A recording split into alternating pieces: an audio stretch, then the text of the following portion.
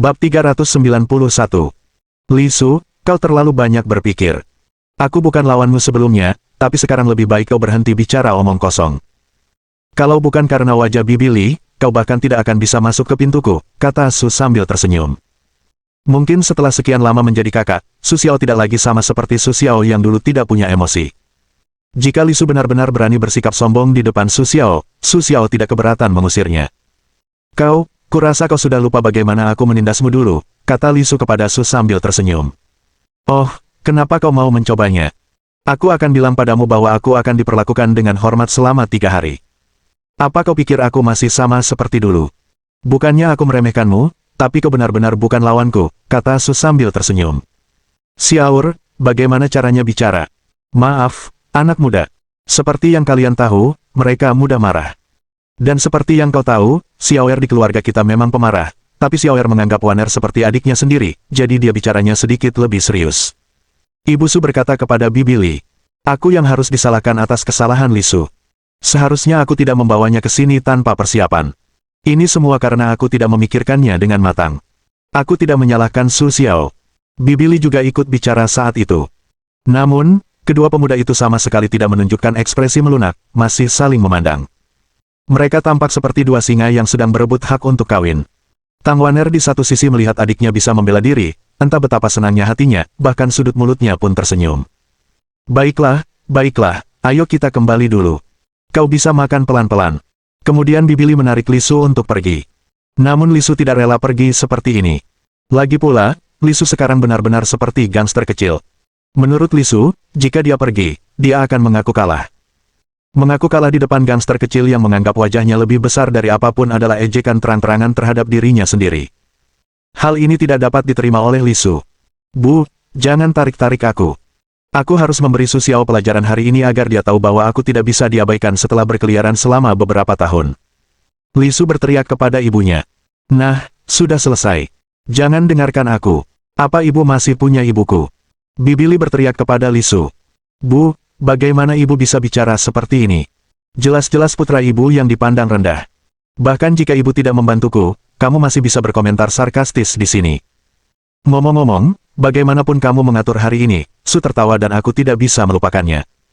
Setelah Li Su selesai, dia melepaskan diri dari tangan Bibi Li dan bergegas menghampiri Su Xiao. Namun, ketika ia melepaskan diri, tangan Bibi Li mulai mengerahkan tenaganya. Tiba-tiba, tidak ada daya tarik sama sekali. Bibi Li mulai mundur selangkah, lalu langsung terduduk di tanah. Namun, Li Su sama sekali tidak menyadarinya, karena semua ini terjadi begitu cepat sehingga reaksi orang biasa tak terbayangkan. Namun Su Xiao tahu, di matanya, Su Xiao awalnya bisa dihentikan, tetapi memikirkan wajah Bibi Li yang kejam, Su Xiao masih berpura-pura tidak melihatnya. Sedangkan untuk tinju Li Su, Su Xiao langsung menangkapnya. Kenapa? Tapi apa kau siap untuk memulai? Sayangnya, aku harus bilang kau bukan lawanku.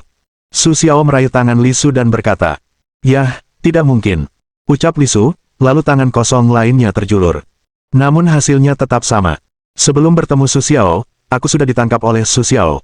Lagi pula, menurut Su Xiao, bertarung dengan Li Su hanyalah pertarungan antara orang dewasa dan bayi. Sekeras apapun bayi itu melawan, ia tidak bisa menjadi lawan orang dewasa. Sudahlah, jangan berkelahi, Li Su. Lihat ibumu. Dia sudah jatuh ke tanah. Xiaor, kau harus merelakannya. Kau sudah besar sekali. Apa kau benar-benar bisa menyelesaikan masalah ini dengan tanganmu, kata Ibu Su kepada mereka. Setelah mendengarkan perintah ibunya, Su Xiao dengan sadar menyingkirkan tangan Li Su yang digenggamnya. Ini belum berakhir, kata Li Su kepada Su dengan senyum keji. Terserahlah, tapi aku akan bilang padamu bahwa aku tidak akan terus seperti ini lain kali. Jadi, kalau kau benar-benar siap melakukannya, lebih baik kau siap dipukuli. Kata Su kepada Li Su sambil tersenyum. Baiklah, kau tunggu saja. Setelah itu, Li Su pergi bersama Bibi Li. Sudahlah, sudah selesai. Baiklah, ayo kita kembali makan malam. Su berkata kepada orang banyak sambil tersenyum. Kak, kau sangat tampan tadi. Kata Tang Waner kepada Su sambil tersenyum. Haha, benar. Aku juga berpikir begitu, kata Su sambil tersenyum. Yah, memang benar. Sama sekali tidak sopan. Setelah itu, Tang Waner mengernyitkan hidungnya. Melihat penampilan Tang Waner yang menawan, Su Xiao akhirnya mengerti mengapa Li Su bersikap seperti itu barusan. Benar saja, pepatah lama itu masih benar. Sungguh bencana bagi kecantikan. Tang Wan'er masih muda, dan dia sudah sangat memikat. Su Xiao benar-benar tidak bisa membayangkan jika dia menunggu Tang Wan'er selama beberapa tahun, dia akan menjadi Wang Ying lagi. Dia akan menarik perhatian banyak orang kemanapun dia pergi. Kakak, apa yang kau lihat? Aku terus-terusan menatap orang seperti ini. Mereka malu, kata Tang Wan'er kepada Su sambil tersenyum. Namun, melihat wajah Tang Wan'er yang memerah, ia terlihat sangat imut, membuat Su Xiao meliriknya lagi. Bukan apa-apa. Hanya saja Wan'er di keluarga kita memang imut, jadi aku tak bisa menahan diri untuk tidak melihatnya. Kenapa, aku tak bisa melihatnya lagi? Su Xiao berkata kepada Tang Wan'er sambil tersenyum. Tidak, Kak, tak masalah berapa lama kau ingin melihatnya. Hanya saja suara di belakangnya semakin pelan. Bahkan Tang Wan'er pun tak bisa mendengarnya. Namun, Su Xiao memahami maksudnya melalui gerakan mulut Tang Wan'er dan kata-kata jelas yang didengarnya di depannya. Setelah Su Xiao tersenyum, ia terdiam. Tak disangka, Tang Wan'er seusia gadis itu, pikirannya juga tidak kecil. Su Xiao ingin mengatakan sesuatu tentang Tang Wan'er, tetapi ia tak tahu bagaimana cara membuka mulutnya. Ia membuka mulutnya, tetapi tak bisa mengeluarkan suara. Yah, kalau kau tidak makan, mungkin akan kedinginan. Su berkata sambil tersenyum dan pergi ke meja. Namun, Su Xiao datang ke meja dan melihat makanan di atas meja sudah habis. Bu, aku sudah selesai. Aku belum mulai menggerakkan sumpitku. Sue tersenyum dan berteriak kepada ibunya. Tidak, hanya saja makanannya dingin, jadi ibu yang mengambilnya panas. Tang Wan'er berkata kepada Su sambil tersenyum. Yah, kurang lebih sama saja. Kupikir ibu benar-benar lupa kalau ibu sudah kenyang. Su berkata kepada Tang Wan'er sambil tersenyum. Bu, tidak apa-apa membuatmu kelaparan 2 kali. Dulu, meskipun ibu tidak tahu kenapa ibu suka tidur, ibu sangat bijaksana saat itu. Itu tidak akan merepotkan kita, tapi sekarang ibu tidak mengantuk seperti dulu, tapi ibu sudah berubah. Sekarang ibu suka melakukannya. Aku tidak tahu kenapa, tapi ibu sudah berubah. Su Fu berkata di samping. Ayah salah bicara. Salah. Seolah tidak yakin dengan apa yang didengarnya, Su Fu mengulangi lagi. Ya, kau salah. Aku tidak membuat masalah di masa lalu, tapi yang tidak kau tahu adalah aku sering diganggu karena mengantuk. Kalau kau tidak mengatakan apa-apa lagi, hanya saja Li Su tidak mengurangi kebiasaanku menindas di masa lalu. Hanya saja aku tidak mengatakannya saat itu karena kondisi tubuhku, tapi bukan berarti aku tidak ingin bertarung. Petik 2. Aku hanya tidak ingin kau khawatir. Petik 2. Tapi sekarang berbeda. Setelah aku menghilangkan rasa kantukku, aku diam-diam bersumpah tidak akan pernah membiarkan orang lain menindasku atau orang-orang di sekitarku sesuka hati, kata Su Xiao kepada ayahnya sambil tersenyum. Su Xiao tidak bisa memberitahu Su Fu tentang keberadaan sistem itu, jadi ia bersumpah untuk tidak ditindas. Sebenarnya, alasan utamanya adalah sistem mengatakan ingin menjadi seperti dewa. Jika kau memilih untuk menoleransi segalanya, kau tidak bisa menjadi dewa seumur hidupmu. Karena jika kau ingin menjadi seperti dewa, kau harus terus bersaing dan tidak mundur. Ayah yang aneh ini, dulu dia terlalu tidak peduli padamu. Saat itu, ayah ingin mencari uang, tapi dia mengabaikan perasaanmu, kata ayah Su sambil tersenyum. Tidak apa-apa, ayah. Kau tidak perlu berkata begitu. Aku tahu ayah dulu membiarkanku membaca dan memeriksakan diri ke dokter agar bisa mendapatkan lebih banyak uang. Kalau bukan karena ini, ayah tidak akan bekerja keras, jadi aku tidak pernah menyalahkan ayah. Su berkata kepada ayahnya sambil tersenyum. Yah, kalian berdua, ayah dan anak, tidak ingin membicarakan hal-hal lama tentang kedewasaan. Kau mau makan atau tidak? Sumu berdiri dan berkata saat itu. Ayo, ayah, kita makan malam, kata Su kepada ayahnya sambil tersenyum. Baiklah, ini makan malam.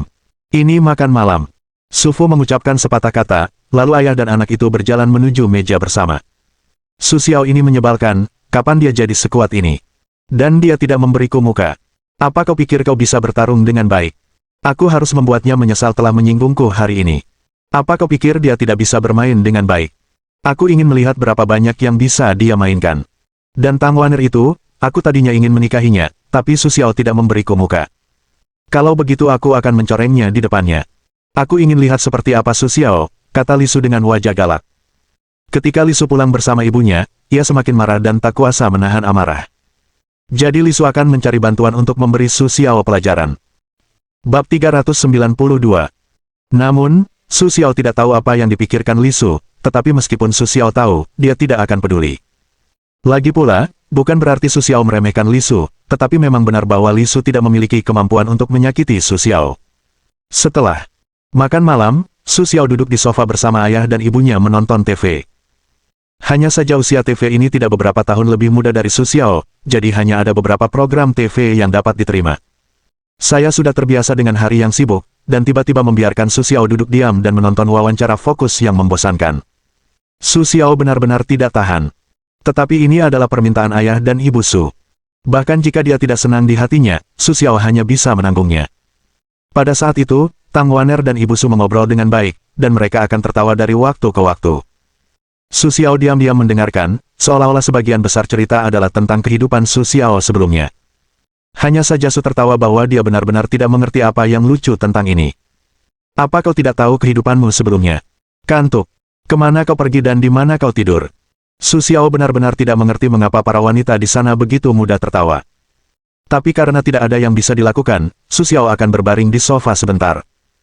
Meskipun aku tidak melakukan apa-apa hari ini, bagi Su Xiao, berjalan di jalan dalam waktu lama lebih melelahkan daripada berkelahi. Entah berapa lama setelah itu, Su Xiao benar-benar tertidur pulas. Su Xiao terbangun oleh suara di luar. "Xiaor, jangan keluar. Mereka berani menghalangi di depan rumah kita. Aku akan segera menelepon polisi. Aku ingin tahu apakah polisi datang. Mereka tidak berani bersikap arogan." Ayah Su berkata sambil tersenyum kepada Su yang berdiri. "Ya, mereka berani melanggar hukum. Orang-orang seperti itu tidak bisa ditoleransi. Li Su ini benar-benar pandai tidak belajar. Dia seharusnya belajar dari orang lain untuk menjadi gangster kecil. Kita seharusnya tidak memprovokasi orang-orang seperti itu," kata Sumu. "Tidak apa-apa, Bu. Serahkan saja padaku. Aku bisa menyelesaikannya." Ayah tidak perlu menelepon polisi. Percuma saja mereka menelepon polisi. Lagi pula, merekalah yang paling berpengaruh di sini. Begitu polisi datang, mereka langsung pergi. Petik 2. Tapi polisi tidak bisa selalu ada di sini. Begitu polisi pergi, mereka akan kembali lagi. Petik 2. Kita tidak bisa terlihat baik di depan orang seperti itu. Kalau ayah lembek, mereka akan merasa dibuli dan mereka akan bertindak terlalu jauh. Orang-orang seperti itu hanya bisa diselesaikan dengan kekerasan agar mereka tahu bahwa orang-orang di depan mereka tidak mampu menyinggung perasaan mereka.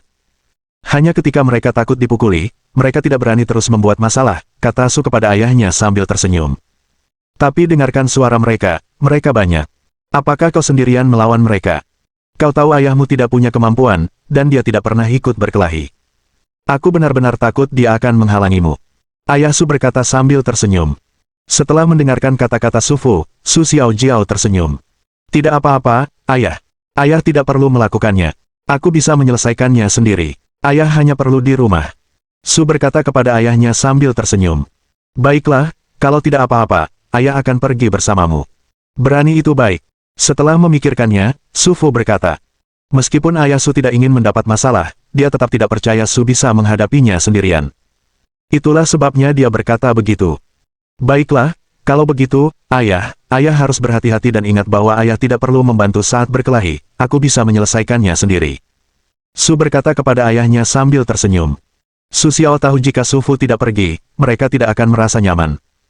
Bagaimanapun, Su Xiao percaya diri dengan kekuatannya sendiri, jadi dia setuju dengan Su Fu.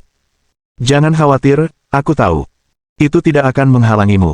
Su Fu berkata, siap untuk pergi bersama Su Xiao. Aku juga akan pergi. Aku ingin melihat kakakku menunjukkan kekuatannya. Tang Waner berkata kepada Su sambil tersenyum. Baiklah, kau boleh pergi kalau mau, tapi hati-hati nanti. Su Xiaoxiang memberitahu Tang Waner. Su Xiao tidak punya organisasi. Lagi pula, dia yakin bisa melindungi keluarganya. Di kota biasa ini, Su Xiao tidak menyangka akan ada ahli tersembunyi. Aku tidak percaya guru seperti ini akan mengkhawatirkan dirinya sendiri karena hal sepele seperti itu. Yah, aku tahu kakakku yang terbaik, kata Tang Waner kepada Su sambil tersenyum. Buka pintunya, kenapa kau takut sekarang? Su Xiao, kukatakan padamu, lebih baik kau keluar sendiri, atau kita akan masuk nanti. Li Su menertawakan Su dan berteriak. Sebenarnya, berita ini mengejutkan banyak orang di desa, tetapi di hati banyak orang biasa, mereka masih menyimpan pikiran untuk tidak peduli dengan diri mereka sendiri.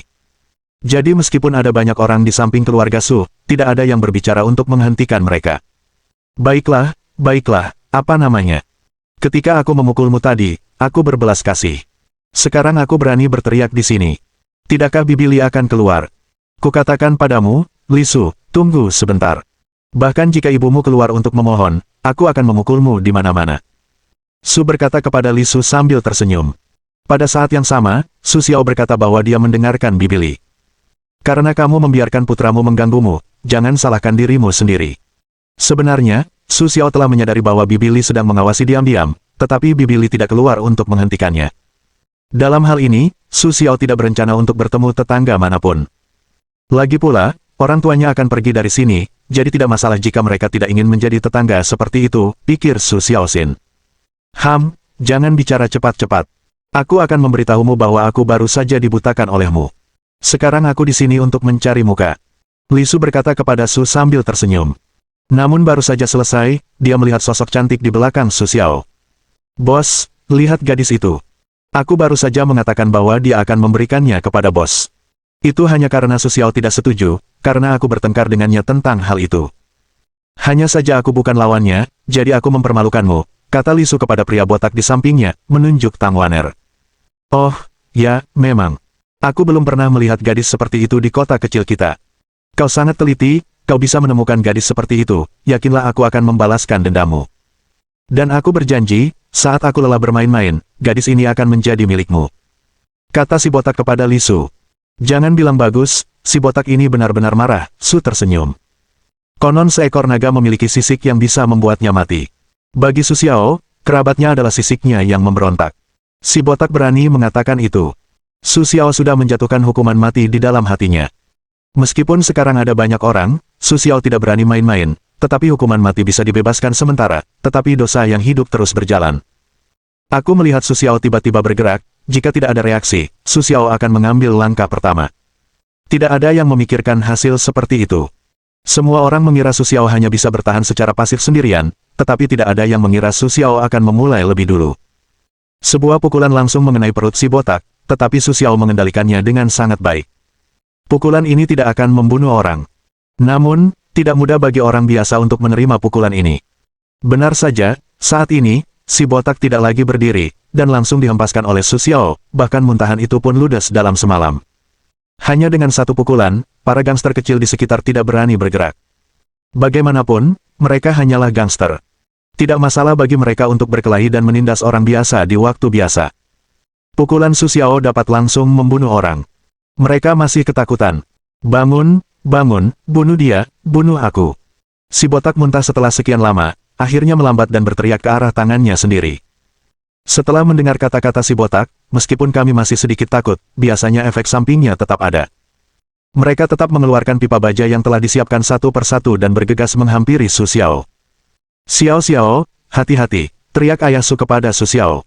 Meskipun tahu Su Xiao kuat, ia tetap khawatir melihat mereka tidak hanya ramai tetapi juga bersenjata. Setelah itu, ayah Su siap membantu. Namun, ayah Su dihentikan oleh Tang Waner begitu ia melangkah. Lagi pula, Tang Waner lebih banyak menghabiskan waktu bersama Su Xiao dan lebih mengenal Su Xiao. Ayah tidak perlu pergi. Kakakku sangat kuat. Mereka bukan lawan kakakku, kata Tang Waner kepada Su Fu. Tapi, Su Fu masih sedikit curiga. Namun, ayah Su hanya mengucapkan dua patah kata dan langsung menutup mulutnya. Karena tadinya hanya beberapa orang yang mengepung Su Xiao, kini tinggal dua orang yang tergeletak di tanah. Biarkan ia kehilangan daya tempurnya secara tiba-tiba, pukulan Su Xiao ini sungguh dahsyat. Semua orang di sekitarnya terkejut. Lagi pula, apakah Su Xiao benar-benar terlalu kuat? Yah, ayah, aku tidak salah. Kakakku sangat hebat. Ketika Tang Waner mengatakan ini, ada banyak bintang kecil di matanya. Yah, memang, aku tidak butuh bantuan, kata Su Fu tanpa daya. Ayo, bukankah masing-masing dari kalian sangat kuat sekarang? Keributan ini begitu hebat. Mengapa kalian takut sekarang? Su Fu berkata kepada para pengepung sambil tersenyum. Ayo, anak ini sendirian. Ayo maju bersama. Dia tidak akan pernah menjadi lawanmu. Ayo, teriak si botak.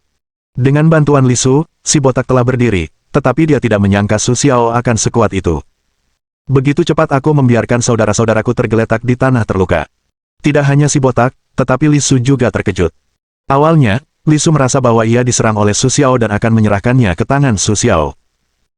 Bab 393. Namun, yang tidak disangka Li Su adalah Su Xiao begitu kuat. Jika dia benar-benar naik, dia jelas bukan lawan Su Xiao. Li Su tahu Su Xiao tidak berkontribusi, kalau tidak, dia tidak akan punya kesempatan. Ini anak dari keluarga Su. Kapan dia menjadi begitu garang? Ya, kalau bukan karena Lao Su yang berdiri di samping, aku tidak akan mengenalinya sama sekali. Ya, aku sudah 2 atau 3 tahun tidak bertemu. Semuanya benar-benar berubah. Bukan hanya orang-orang tampak bersemangat, tetapi juga mereka sama sekali tidak lemah. Orang-orang di sekitar membicarakannya. Orang-orang yang tadinya berada di sekitar Su Xiao langsung teringat Su Xiao setelah mendengar kata-kata itu. Mereka pasti akan menjadi lawan Su Xiao di sana, dan mereka akan mengalahkan mereka semua dalam 3 atau 2 pukulan. Su Xiao bertepuk tangan dan berkata kepada kepala botaknya, bagaimana? Mau ikut sekarang? Apa lagi yang bisa kulakukan? Ikut aku. Melihat Su Xiao, ia menggertakkan giginya, tetapi tak berdaya. Ia tahu bahwa ia sama sekali bukan tandingan Su Xiao. Kakak, lihatlah, ini benar-benar salah paham. Kalau tidak, kau bisa melepaskan kami. Ini semua karena Li Su. Jika kau merasa tidak puas, hadapi saja dia. Kepala botak tahu bahwa kesetiaan tak ada gunanya kali ini, jadi ia langsung mendorong Li Su. Bos, kau tidak bisa melakukan ini, kata Li Su setelah mendengarkan Su Xiao. Li Su tidak menyangka si botak akan memilih untuk menyerah saat ini. Namun, Su Xiao sama sekali tidak menaruh kata-kata botaknya di dalam hatinya. Meskipun Su Xiao sangat kesal sekarang, ia tahu bahwa ia berada di depan begitu banyak tetangga dan kerabat. Aku tidak bisa berbuat banyak. Lagi pula, aku tidak memikirkan diriku sendiri. Aku harus memikirkan Su Fu dan Su Mu. Jika aku terlalu banyak berurusan dengan Li Su, maka orang tuaku akan dikurung di sini karena alasan mereka sendiri. Meskipun ia tidak berencana untuk tinggal lama di sini, Su Xiao tetap tidak ingin membiarkan orang tuanya menderita karena hubungannya. Aku akan menyelesaikan masalah Li Su sendiri. Sekarang sebaiknya kau pikirkan apa yang akan kau lakukan. Dari penampilanmu sekarang, ini bukan pertama kalinya kau melakukan hal seperti itu. Apa kau tidak tahu ini masih perkumpulan hukum? Aku selalu membawa orang ke rumah orang lain. Bagaimana kau bisa benar-benar membawa kami, Waner, jika aku lemah? Jangan kira aku tidak mendengar apa yang baru saja kau katakan. Pada titik ini, Su Xiao ada hubungannya dengan si rambut botak. Kaki ini langsung menendang si rambut botak, tapi tidak mungkin. Kau tak bisa mengalahkanku. Kukatakan saja pamanku polisi. Tunggu sebentar. Kalau pamanku datang, kau tak akan sanggup. Si botak tersenyum mengancam pada Su.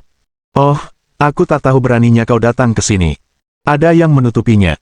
Tapi apa kau pikir ini bisa membuat orang takut? Kukatakan padamu, bahkan jika pamanmu datang kepadaku, dia akan memberimu pelajaran. Sehebat apapun pamanmu, jika kau menyinggungku, kecuali pantatnya bersih, kalau tidak, aku akan membiarkannya melindungi dirinya sendiri. Sue berkata pada si botak sambil tersenyum. Dia tidak takut pada si paman botak itu. Kalau dia benar-benar mengganggu dirinya sendiri, dia akan dibunuh. Lagi pula, dia punya sertifikat operasi khusus dari Biro Keamanan Nasional. Oh, siapa yang bilang aku datang ke sini untuk membuat diriku rentan, kau kan? Aku sangat berani mengancam pegawai negeri secara terbuka. Apa kau tidak tahu kalau kau melanggar hukum, kata Cheng Jie, si botak.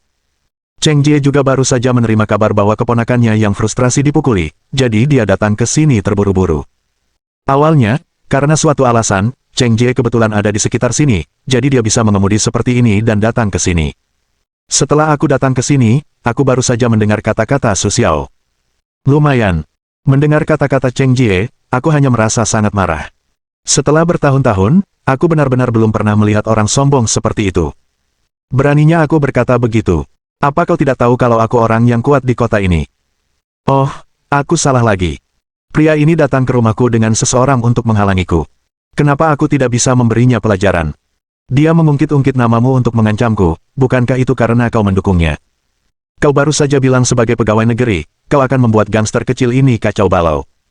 Apa kau tidak memberi kami penjelasan? Su berkata kepada Cheng Jie sambil tersenyum. Baiklah, sejauh yang bisa kau katakan, karena kau bisa mengatakannya, lebih baik kau pergi ke kantor polisi bersamaku.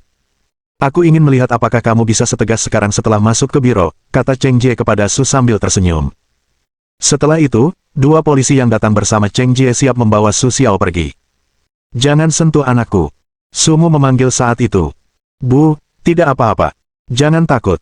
Aku akan kembali, kata Su kepada ibunya sambil tersenyum. Tapi, sungguh, Bu, ibu tidak perlu takut. Tidak percaya pada anakmu. Kau lihat apa yang kukatakan tadi siang. Sudah kusadari saat aku pulang sore nanti, kata Su kepada ibunya sambil tersenyum. Setelah mendengar kata-kata Su Xiao, Ibu Su tidak terlalu takut dan mengangguk pelan. Paman, dan gadis kecil itu, tadi dia masih berteriak-teriak minta ikut.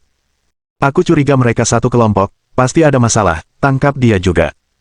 Kepala telanjang menunjuk Tang Waner dan berkata, "Nah, apa kau tidak mendengarku? Bawa dia juga." Cheng Jie memerintahkan dua polisi kecil di sekitarnya. "Kurasa tidak ada yang berani. Kau bisa tanya orang-orang di sekitar sini, apa gadis kecil itu ikut serta. Sebagai petugas penegak hukum nasional, bagaimana mungkin kau menangkap orang sembarangan," kata Su kepada Cheng Jie sambil tersenyum. "Bahkan jika kau berhasil menangkapnya sendiri, Su Xiao siap bermain-main dengan mereka, seolah-olah tidak ada yang bisa dilakukan untuk mengisi waktu. Tapi sekarang mereka malah siap menyerang Tang Waner, yang tidak bisa diterima Su Xiao. Baiklah, aku yang punya keputusan akhir, aku rajanya, dan aku yang menentukan siapapun yang akan menangkapnya.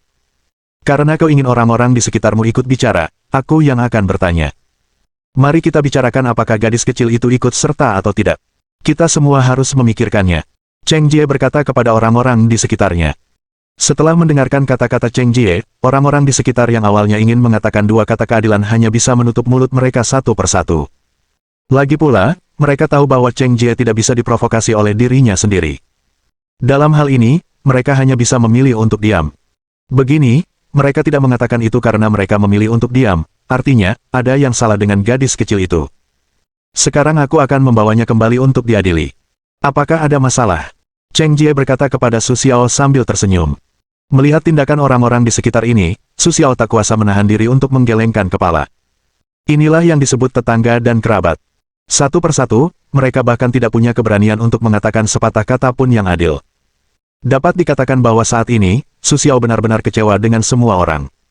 "Bawa pergi," kata Cheng Jie kepada polisi lainnya. Setelah itu, Cheng Jie berbalik untuk kembali ke mobilnya. Lagi pula, menurut Cheng Jie, masalah ini pada dasarnya sudah selesai. Mengenai cara menghadapi Su Xiao, setelah kembali ke kantor polisi, ia punya 100 cara untuk menghadapinya.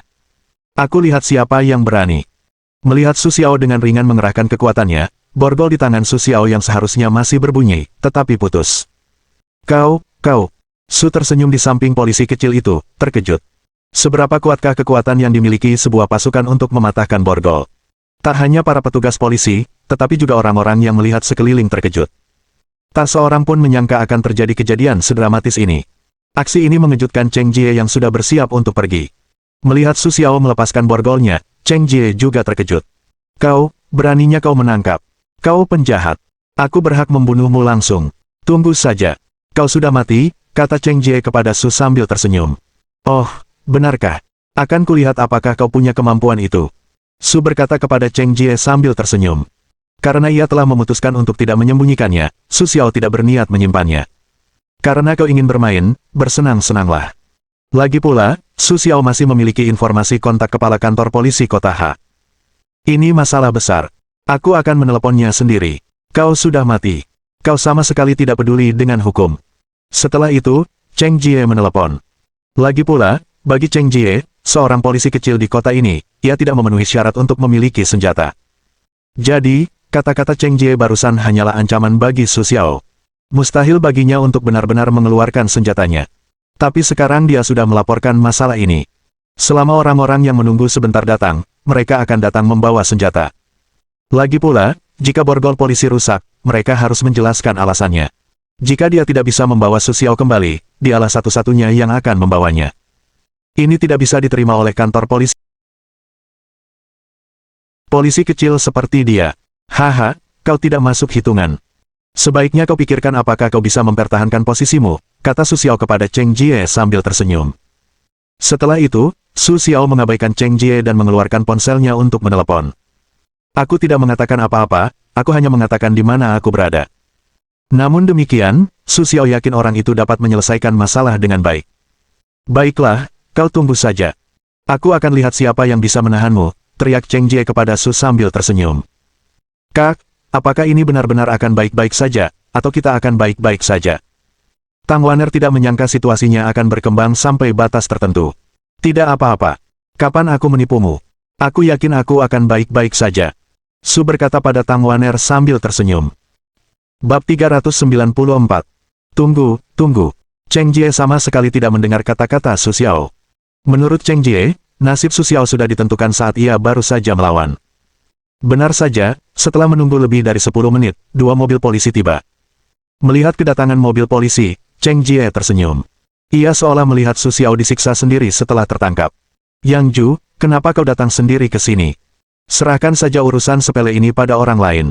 Kenapa kau harus datang sendiri, kata Cheng Jie kepada orang yang turun dari mobil. Adegan dramatis itu membuat mata semua orang terbelalak. Kata-kata Cheng Jie tidak mendapat respons, tetapi Cheng Jie sendiri ditampar oleh Yang Ju. Sialan, aku hampir mati di tanganmu. Kalau aku tidak muncul lagi, aku tidak tahu berapa banyak masalah yang akan kau timbulkan untukku, kata Yang Ju kepada Cheng Jie. Baiklah, Biro Yang, aku tidak melakukan apa-apa. Ada apa denganku? Sekalipun borgolnya putus, aku tidak bisa lari dari pelakunya. Cheng Jie berkata kepada Yang Ju. Kau masih punya muka untuk bertanya, tahukah kau siapa orang di depanmu ini? Baru saja, Direktur Biro Kota meneleponku secara langsung dan mengatakan bahwa sesuatu telah terjadi di kota kita. Jangan sampai aku menyinggung Tuan Su Xiao. Aku tidak menyangka begitu aku menutup telepon, berita itu datang darimu. Kau bisa memberitahuku bagaimana cara menyelesaikan masalah ini? Yang Ju berkata sepatah kata kepada Cheng Jie. Setelah itu, Biro yang mengabaikan Cheng Jie, menghampiri Su Xiao dan berkata kepadanya, maaf, Tuan Su, aku telah merepotkanmu. Aku tidak menjaga orang-orangku sendiri. Baiklah, aku tidak tahu apakah Tuan Su telah terluka. Apakah kau membutuhkanku? Baiklah, tentu saja, tapi ada yang salah dengan Cheng Jie. Sungguh malapetaka bagi orang seperti itu untuk tetap berada di kantor polisi. Kurasa kau harus mengelola orang-orangmu dengan baik di masa depan. Jika hal seperti itu menimpa orang biasa, itu akan benar-benar mengubah hitam menjadi putih. Su Xiao menyela tanpa menunggu Yang Ju selesai. Ya, itu memang alasan pribadiku. Aku akan mengelola mereka dengan baik di masa depan. Tapi kuharap kau tidak melupakan para penjahat tentang kejadian hari ini, kata Biro yang kepada Su sambil tersenyum. Baiklah, kembalilah. Aku tidak akan mengingatnya. Setelah itu, Su Xiao melambaikan tangan kepada Yang Ju. Setelah itu, tanpa menunggu Biro yang melanjutkan perkataannya, Su Xiao berbalik dan memasuki ruangan. Melihat Su Xiao berbalik dan pergi, Yang Bian ingin mengatakan sesuatu, tetapi ia membuka mulutnya tanpa bersuara. Ayo, bawa semua pembuat onar kembali ke sini. Aku benar-benar berani. Beraninya aku mengajak orang-orang untuk memblokir rumahku. Apa ada hukum kerajaan? Masalah ini harus ditangani dengan serius. Setelah itu, Yang Ju pergi bersama Cheng Jie dan Qiang. Li Su juga ditangkap. Saat itu, Bibi Li tak bisa bersembunyi lagi. Ia ingin menghentikannya, tetapi sayangnya usahanya sia-sia. Ketika Cheng Jie dibawa pergi, ia tak lagi memiliki aura masa lalu, meskipun biasanya ia memiliki hubungan baik dengan Yang Ju. Namun Cheng Jie tahu bahwa, dibandingkan dengan posisinya, ia sungguh tak berharga, dan Yang Ju pasti akan meninggalkannya begitu saja. Melihat keponakannya yang panik di hadapannya, Cheng Jie tak pernah membencinya sebegitu besarnya. Saat ini, Cheng Jie baru menyadari betapa konyolnya sikap memanjakannya sebelumnya. Jika bukan karena ia punya caranya sendiri untuk membersihkan pantatnya, ia tak akan semakin terpuruk. Namun, sudah terlambat bagi Cheng Jie untuk mengerti. Sekarang sudah terlambat. Setelah polisi pergi dari sini, Su Xiao kembali sibuk. Namun, setelah kejadian tadi, ayah dan ibu Su juga menyadari isi hati orang-orang ini. Jadi, apapun yang mereka katakan, ayah dan ibu Su hanya menunjukkan bahwa mereka harus berdamai. Sedangkan Su Xiao, ia tak tahan dengan antusiasme orang-orang ini dan meninggalkan rumah Su bersama Tang Waner. Sekali lagi, Su Xiao dan Tang Waner berjalan berdampingan. Melihat Tang Waner di sampingnya, Tang Waner semakin dewasa dan semakin lincah. Su Xiao tersenyum dan berkata kepada Tang Waner, Waner, kalau kamu mau belajar kungfu, kamu harus bisa memainkan beberapa permainan satu persatu, sama seperti kakak laki-lakimu. Ya. Setelah mendengar kata-kata Su Xiao, Tang Waner langsung setuju tanpa ragu. Lagi pula, Tang Waner telah melihat Su Xiao dengan mata kepalanya sendiri. Tidak jauh dari situ. Saat Su Xiao memukul beberapa orang sendirian, Tang Waner merasa iri. Baiklah, ketika kau kembali ke kota X, kakakku akan membantumu mencuci sumsum, tetapi ketika Waner belajar, dia tidak boleh menindas orang lain, kata Su Xiao kepada Tang Waner sambil tersenyum. Jangan khawatir, Kak. Waner tahu. Setelah mendengar kata-kata Su Xiao, Tang Waner menepuk dadanya yang sedang berkembang dan berkata, baiklah, aku yakin Waner bisa melakukannya. Tapi Waner harus ingat bahwa setelah belajar seni bela diri, dia tidak boleh menunjukkannya dengan mudah di depan orang lain, atau dia akan menimbulkan masalah. Jika terlalu banyak masalah, bahkan kakakku pun tak bisa menolong Waner. Kalau begitu, Waner harus dibawa pergi, kata Su kepada Tang Waner sambil tersenyum. Bahkan menakut-nakuti Tang Waner sama saja dengan mengatakan yang sebenarnya. Baiklah. Tang Waner mengangguk berat. Ia tahu kakaknya tak mungkin membohongi dirinya sendiri. Karena ia berkata begitu serius, pastilah itu benar. Baiklah, ayo kita lihat. Ini negara dengan udara segar yang tak ada di kota. Dan kau dengarkan kicauan burung dan serangga di sekitarmu, yang tak bisa kau dengar di kota, kata Su kepada Tang Waner sambil tersenyum. Saat ini, Su Xiao hanya merasa sangat rileks. Saat ini, Su Xiao telah mencurahkan segalanya, tanpa basa-basi dari geng hijau, tanpa ancaman dari langit dan bumi, tanpa terlalu banyak kekhawatiran. Saat ini, Su Xiao tiba-tiba merasa suasana hatinya jauh lebih baik. Tadinya terdengar begitu rumit, tapi sekarang terdengar begitu indah. Tanpa kerjasama, rasanya seperti sedang memainkan lagu yang indah bersama. Ding, selamat kepada tuan rumah. Ia telah memperbaiki kondisi mentalnya dan mencapai tingkat pemahaman. Di alam ini, apapun yang terjadi, pemahaman akan segala sesuatu akan meningkat, dan apapun yang kau hadapi, kau dapat menghadapinya dengan tenang. Aku tidak akan bingung dengan kejadian mendadak, dan aku tidak akan membuat keputusan yang salah karena pengaruh dunia luar. Suara sistem muncul di benak Su Xiao. Ada apa dengan sistem ini? Bagaimana aku bisa tiba-tiba kehilangan akal sehatku? Dan aku tidak mendengarmu mengatakan bahwa kau punya suasana hati sebelumnya. Sue tersenyum pada sistem dan bertanya. Tidak ada cara untuk menjelaskan mengapa ini tiba-tiba menembus sistem. Lagi pula, menembus benda ini adalah yang paling tidak akurat. Adapun mengapa sistem tidak menyebutkannya sebelumnya, itu karena hanya ketika kekuatan mencapai master, aku perlu mengolah pikiranku. Jadi itu adalah level yang tidak bisa disentuh oleh host. Bagi host, masih terlalu dini untuk disentuh. Ini bukan hanya buruk, tetapi juga ambisius. Jadi sistem tidak punya masalah. Aku ingin menunggu kekuatan host. Sayangnya, host tiba-tiba menembus sini. Sistem menjelaskannya kepada Sue sambil tersenyum. Setelah mendengarkan sistem, Su Xiao juga menyadari bahwa ia telah berbuat salah. Pada sistem. Lagi pula, sistem ini tidak salah. Jika kau berkata pada diri sendiri bahwa kau tidak punya cukup kekuatan, sungguh ambisius untuk berkultivasi. Yah, ini salahku. Salahku menyalahkan sistem, tapi aku telah membuat terobosan. Aku tidak tahu apakah sistem ini punya imbalan. Sue tersenyum pada sistem dan bertanya. Tidak setelah mendengarkan kata-kata Su Xiao, sistem menjawab secara langsung dan tegas. Bukankah biasanya ada hadiah? Setelah mendengar ini, Su Xiao merasa tidak nyaman dan bertanya dengan rasa ingin tahu. Tidak, kenapa? Sistem itu menjawab sambil tersenyum. Baiklah. Su Xiao menggelengkan kepalanya tanpa daya. Kakak, akhirnya kau bergerak. Kau hanya berdiri di sini dan tidak bergerak. Seharusnya kau tidak membuatku takut setengah mati. Melihat Su Xiao, Tang Waner berkata kepada Su Xiao. Oh, tidak apa-apa. Tadi, aku hanya punya sedikit firasat, jadi pikiranku terlalu fokus dan tidak merasakannya. Ngomong-ngomong, Waner, sudah berapa lama aku berdiri di sini?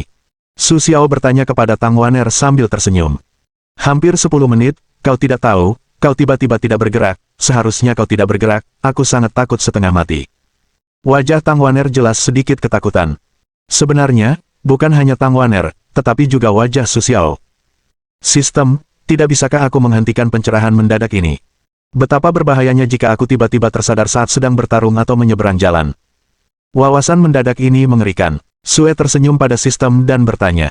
Jika kau terlalu memikirkan tuan rumah, Epifani pasti berada di lingkungan tertentu selama jangka waktu tertentu. Dan Epifani bisa didapatkan tetapi tidak dicari. Itu tidak bisa terjadi dengan mudah. Petik 2. Lagi pula, saat bertarung, seluruh energi tuan rumah tercurah untuk memikirkan cara menghadapi gerakan musuh, dan tidak ada waktu untuk memikirkannya, jadi tuan rumah tidak perlu terlalu banyak berpikir. Petik 2. Dan Epifani itu tak tertahankan, bahkan sistem tidak punya cara untuk mengatur Epifani seseorang. Petik 2. Tapi sistem bisa menciptakan lingkungan untuk wawasan. Sistem berkata kepada Sue sambil tersenyum. Oh, bisakah sistem menciptakan lingkungan Epifani untukku? Tanya Su Xiao setelah mendengarkan sistem. Ya, hanya butuh poin pengetahuan. Setiap kali kamu menciptakan lingkungan pencerahan, kamu perlu mengonsumsi 10.000 poin pengetahuan, dan itu hanya bisa digunakan oleh mereka yang berada di bawah master. Bab 395. Setelah mendengarkan penjelasan sistem, Su tertawa sejenak dan tidak berkata apa-apa. Jika dia punya banyak poin pengetahuan, sekalian saja dia ikut undian. Jika pil itu ditarik untuk meningkatkan kekuatannya, efeknya akan lebih baik daripada Dunwu. Ayo, Waner, kita pulang, kata Su kepada Tang Waner sambil tersenyum. Meskipun Su Xiao tidak percaya ada yang berani membuat masalah, dia tetap merasa sudah lama di sini dan harus pulang. Lagi pula, orang tuaku di rumah pasti juga ingin memberiku penjelasan. Baiklah. Setelah mendengarkan penjelasan Su Xiao, Tang Waner menjawab. Lagi pula, Tang Wanner juga tahu bahwa sekarang sudah waktunya. Membawanya terus di sini bukanlah hal yang sama. Dan sekarang banyak nyamuk di pedesaan. Jika bukan karena Su Xiao, Tang Wanner pasti sudah lama pergi. Benar saja, ketika Su Xiao dan Tang Wanner pulang, kebanyakan dari mereka sudah pergi. Namun, Bibi Li masih di rumah Su, duduk di sofa, sesekali terisak. Setelah melihat Su Xiao kembali, Bibi Li langsung berdiri. Xiao Xiao, kamu harus menyelamatkan Li Su di keluarga kita. Kamu tahu Li Su anak tunggal bibimu. Ayah Li Su juga pergi bekerja, tetapi dia tidak ada di rumah. Li Su ditangkap oleh Biro, yang membuatku tahu bagaimana hidup sendiri. Aku tahu semua yang terjadi hari ini adalah kesalahan Li Su di keluarga kita, tetapi itu semua karena aku tidak mendidiknya dengan baik. Tolong lihat wajahku, orang dewasa tidak ingat penjahat, ampuni dia kali ini. Aku janji itu tidak akan terjadi lagi. Bibi Li menangis dan berkata kepada Su sambil tersenyum. Baiklah, Bibi Li, aku tidak bisa berbuat apa-apa jika Li Su tertangkap. Kamu tidak melihat bahwa pria yang baru saja datang ke sini sangat sopan kepadaku, tetapi aku sama sekali tidak mengenalnya. Dan aku juga berpikir Li Su harus mendapatkan pendidikan yang baik. Jika dia terus melakukannya, konsekuensinya sungguh tidak terpikirkan. Su Xiao berkata kepada Bibi Li sambil tersenyum. Tapi, setelah mendengarkan kata-kata Su Xiao, Bibi Li mulai meneteskan air mata. Jangan khawatir. Aku akan memberitahu Yang Ju bahwa dia tidak akan terlalu mempermalukan Li Su. Hanya saja aku tidak akan menderita kerugian besar, tapi aku perlu mengingatnya. Su Xiao berkata kepada Bibi Li sambil tersenyum. Yah, aku juga tahu bahwa Li Su perlu diatur dengan baik. Terima kasih banyak. Setelah itu, dengan bujukan Ibu Su, Bibi Li akhirnya kembali. Melihat Bibi Li telah pergi, Su Xiao akhirnya menghela napas lega. Xiao Xiao, tidakkah kau perlu memberi kami penjelasan? Tanya Su Fu dan Su Mu, berdiri di depan Su Xiao. Oh, ini, aku tahu. Ayah, ini penjelasanku. Su Xiao mengeluarkan kartu khusus Biro Keamanan Nasional miliknya. Apa ini? Tanya Ibu Su sambil tersenyum. Ibu Su tidak membaca buku, dan ia tidak mengerti arti kata-kata ini, tetapi Ayah Su berbeda. Ibu Su tahu beberapa kata sederhana. Melihat 3 huruf besar Biro Keamanan Nasional di buku itu, Su Xiao dapat menebak identitas buku itu. Bu, ini kartu khusus Biro Keamanan Nasional. Kalau ku beritahu, Ayah mungkin tidak mengerti. Kalau begitu ku beritahu, ini surat izin membunuh. Sekalipun aku baru saja membunuh Cheng Jie, aku tidak perlu dipenjara. Ini semua karena kartu khusus NSA. Ayah tahu kemampuanku lebih baik, hanya saja beberapa orang bukan lawanku. Itulah mengapa aku diunggulkan oleh NSA. Setelah bergabung dengan NSA, aku punya banyak hak. Tentu saja, ada hak dan kewajiban. Alasan saya tidak pulang selama 2 tahun terakhir adalah karena saya menghabiskan sebagian besar waktu saya untuk tugas-tugas Badan Keamanan Nasional, kata Su sambil tersenyum dan menatap mereka. Tidak mudah untuk kembali sekarang. Melihat hal-hal seperti ini, wajar saja untuk memberi mereka pelajaran. Lagi pula, sungguh sial bagi orang-orang seperti itu untuk tinggal di sini. Su Xiao berkata kepada Erlao sambil tersenyum. Su Xiao tidak berani mengatakan yang sebenarnya kepada Erlao, karena Su Xiao tahu jika ia mengaku sebagai gangster, Erlao akan keberatan. Oleh karena itu, Su Xiao hanya bisa melakukan ini sebagai pilihan terakhir. Oh, baiklah, sepertinya putra kita menjanjikan, kata Ibu Su sambil tersenyum. Sebagai seorang wanita desa, yang paling diharapkan Su Mu adalah putranya dapat berkembang dengan baik. Sekarang setelah mengetahui prestasi putraku, aku turut senang untuk Su Xiao. Baiklah, sekarang bukan saatnya untuk membicarakannya. Yang ingin ku tahu adalah apa yang terjadi pada manajer uang dari perusahaan real estate itu. Kamu baru saja bilang kalau kamu pegawai negeri. Kalau begitu, bagaimana mungkin kamu menerima barang orang lain sesuka hati? Lagi pula, kenapa manajer uang mau memberimu rumah tanpa alasan? Apa itu hanya untuk kompensasi, atau kamu mengancamnya tanpa sepengetahuan kami? Ayah Su mengajukan beberapa pertanyaan berturut-turut, dan langsung bertanya kepada Su Xiao dengan linglung. Su Xiao tidak menyangka ayahnya bisa mengetahui begitu banyak masalah hanya dengan alasan yang sepele. Namun, menghadapi pertanyaan ayahnya, Su Xiao tidak tahu harus menjawab apa. Kalau bukan karena suasana hatinya yang membaik, Su Xiao mungkin akan benar-benar panik. Namun kini, meski tak tahu harus menjawab apa, Su Xiao tetap tenang. Ayah, aku bisa menjelaskannya dengan jelas. Manajer uang bersikap seperti itu karena ingin meminta maaf kepadaku. Soal alasannya, kurasa ayah tahu. Aku memang jago, tapi aku tak bisa selalu membawa ayah. Petik 2. Agar dia tak mengganggu ayah setelah aku pergi, aku menyuruh beberapa orang untuk menakut-nakutinya. Setelah itu, manajer uang yang mengirim villa. Lagi pula, sistem kita tidak seketat PNS, dan aku juga memberi uang, tapi ayah tidak tahu, kata Su kepada Erlao sambil tersenyum. Sebenarnya, Su Xiao juga tidak berbohong. Meskipun mengambil barang langsung, ia meminta orang-orang di kota H untuk membayarnya. Lagi pula, Su Xiao mau tak mau harus berhutang budi untuk hal sekecil itu. Oh, ya sudahlah. Setelah mendengar kata-kata Su Xiao, Su Fu mengangguk. Malam pun berlalu. Keesokan harinya, Su Xiao berencana mengajak orang tuanya jalan-jalan. Sayangnya, mereka menolak. Ibu Su teringat belanjaannya kemarin, dan ia khawatir ia dan Su Xiao tidak bisa mengendalikan diri. Sedangkan ayah Su, ia sama sekali tidak mau pergi. Setelah kedua tetua menolak, Su Xiao awalnya ingin menemani mereka di rumah seharian. Lagi pula, ia dan Tang Wan'er akan pulang besok. Namun, ayah Su berkata kepada Su Xiao saat itu, berharap Su Xiao bisa meminjamkan uang kepada keluarga paman Su Xiao. Setelah mendengar kata-kata ayah Su, Su Xiao mengerutkan kening. Su Xiao tidak menyangka ayahnya akan berkata begitu. Namun, setelah mengerutkan kening, Su Xiao tetap berencana untuk menuruti kata-kata ayahnya. Namun, setelah melihat senyum dan kerutan di dahi Su Xiao, ayah Su berkata, Xiao Xiao, aku tahu kau tidak senang dengan sarkasme pamanmu terhadapku dan ibumu, tapi ada satu hal yang tidak kau ketahui. Sebenarnya, pada akhirnya, alasan kamu bisa lulus kuliah dengan selamat adalah karena pamanmu juga berusaha sedikit. Tapi kami juga tahu kamu tidak menerimanya. Kami sangat menyayangi pamanmu dan keluarganya, jadi kami tidak memberitahumu. Sekarang kamu punya kemampuan, lagi pula, kamu punya uang, jadi aku masih berharap kamu bisa membantu pamanmu. Ayah Su berkata sambil tersenyum. Yah, aku mengerti. Jangan khawatir, ayah. Aku bukan orang yang tidak tahu berterima kasih. Kalau begitu, aku tidak perlu bicara apa-apa. Aku akan membantumu. Dan itu bukan pinjaman, meskipun itu bantuan keluarga kita, kata Su kepada ayahnya sambil tersenyum. Lagi pula, sekarang uang ini bukan uang untuk Su Xiao. Ini pilihan yang tepat untuk membahagiakan orang tuanya. Oke, nak, kamu sudah dewasa, kata ayah Su sambil tersenyum. Setelah itu, Su Xiaoyou dan ayahnya berbincang sebentar, lalu mengajak Tang Wan'er keluar.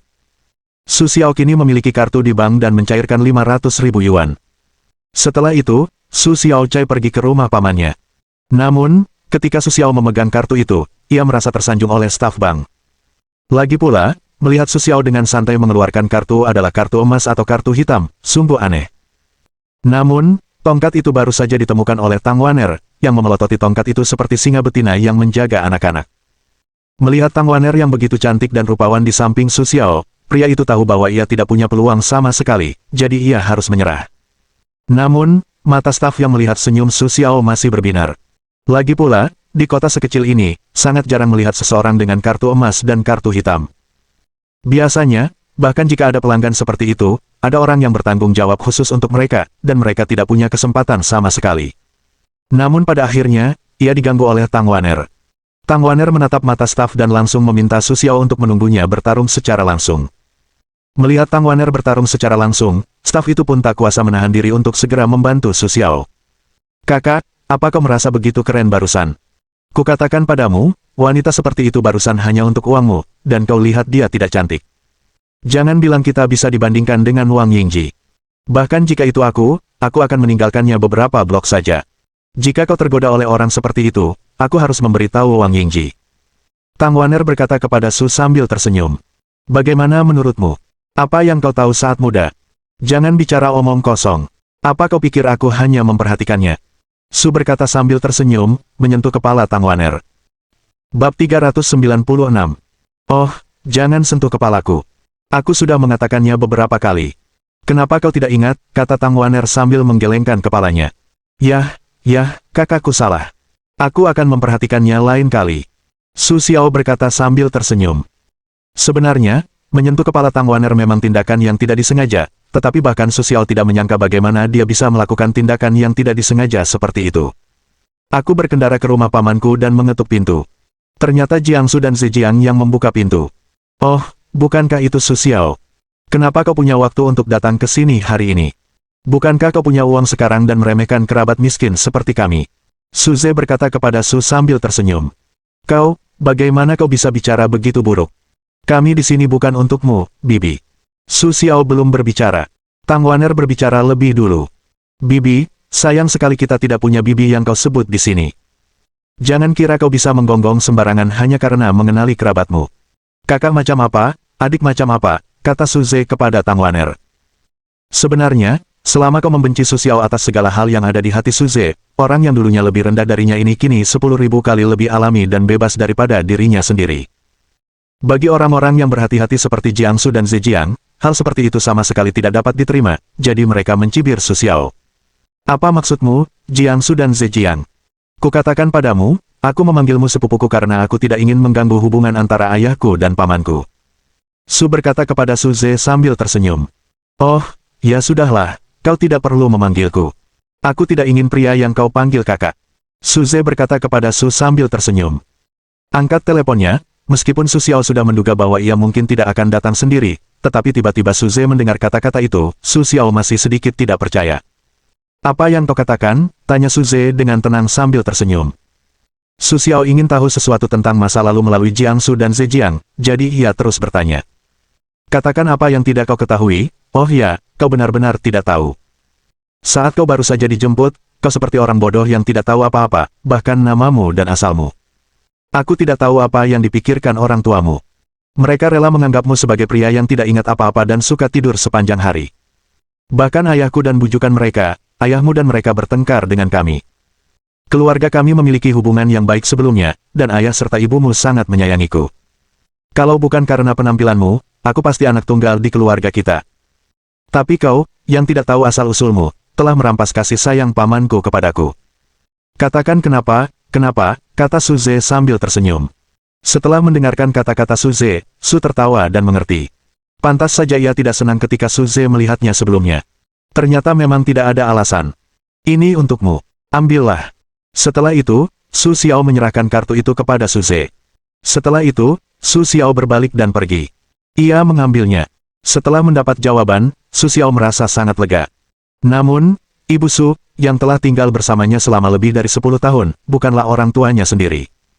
Bagaimana dengan orang tuanya sendiri? Apakah mereka dibangun di atas tanah? Apakah mereka aman? Mengapa mereka meninggalkan diri mereka sendiri saat itu? Apakah karena kau mengantuk, atau ada alasan lain yang tidak kau ketahui? Semua masalah ini muncul di hadapan Su Xiao dalam sekejap. Su Xiao tidak tahu bagaimana menghadapinya. Kakak, apa kau baik-baik saja? Jangan dengarkan omong kosongnya. Kurasa dia pasti bicara omong kosong, hanya untuk mengalihkan hubungan antara kau dan orang tuamu. Tang Wan'er baru saja mendengar semua yang dikatakan Su Ze kepada Su Xiao. Orang tuaku bukanlah orang tua kandungku. Tak seorang pun bisa menerimanya. Namun, Tang Wan'er tidak tahu bagaimana cara menghibur Su Xiao. Ia hanya bisa mengatakan ini kepada Su Xiao. Tidak apa-apa, Wan'er. Kau tak perlu khawatir. Apa kau pikir sesuatu akan terjadi padaku seperti ini? Su berkata kepada Tang Wan'er sambil tersenyum. Kemudian Su Xiao pergi ke sebuah restoran. Bos, 2 botol baijiu, yang terkuat. Su Xiao memanggil bosnya, lalu mencari posisi untuk melakukannya. Kakak, kau baru saja bilang tidak apa-apa. Jangan seperti ini. Ayo pulang. Kurasa orang tuaku akan memberimu jawaban yang paling tepat. Tang Wan'er berkata kepada Su Xiao ketika ia mendengar bahwa ia ingin mabuk. Aku benar-benar baik-baik saja. Kau tak perlu mengkhawatirkanku.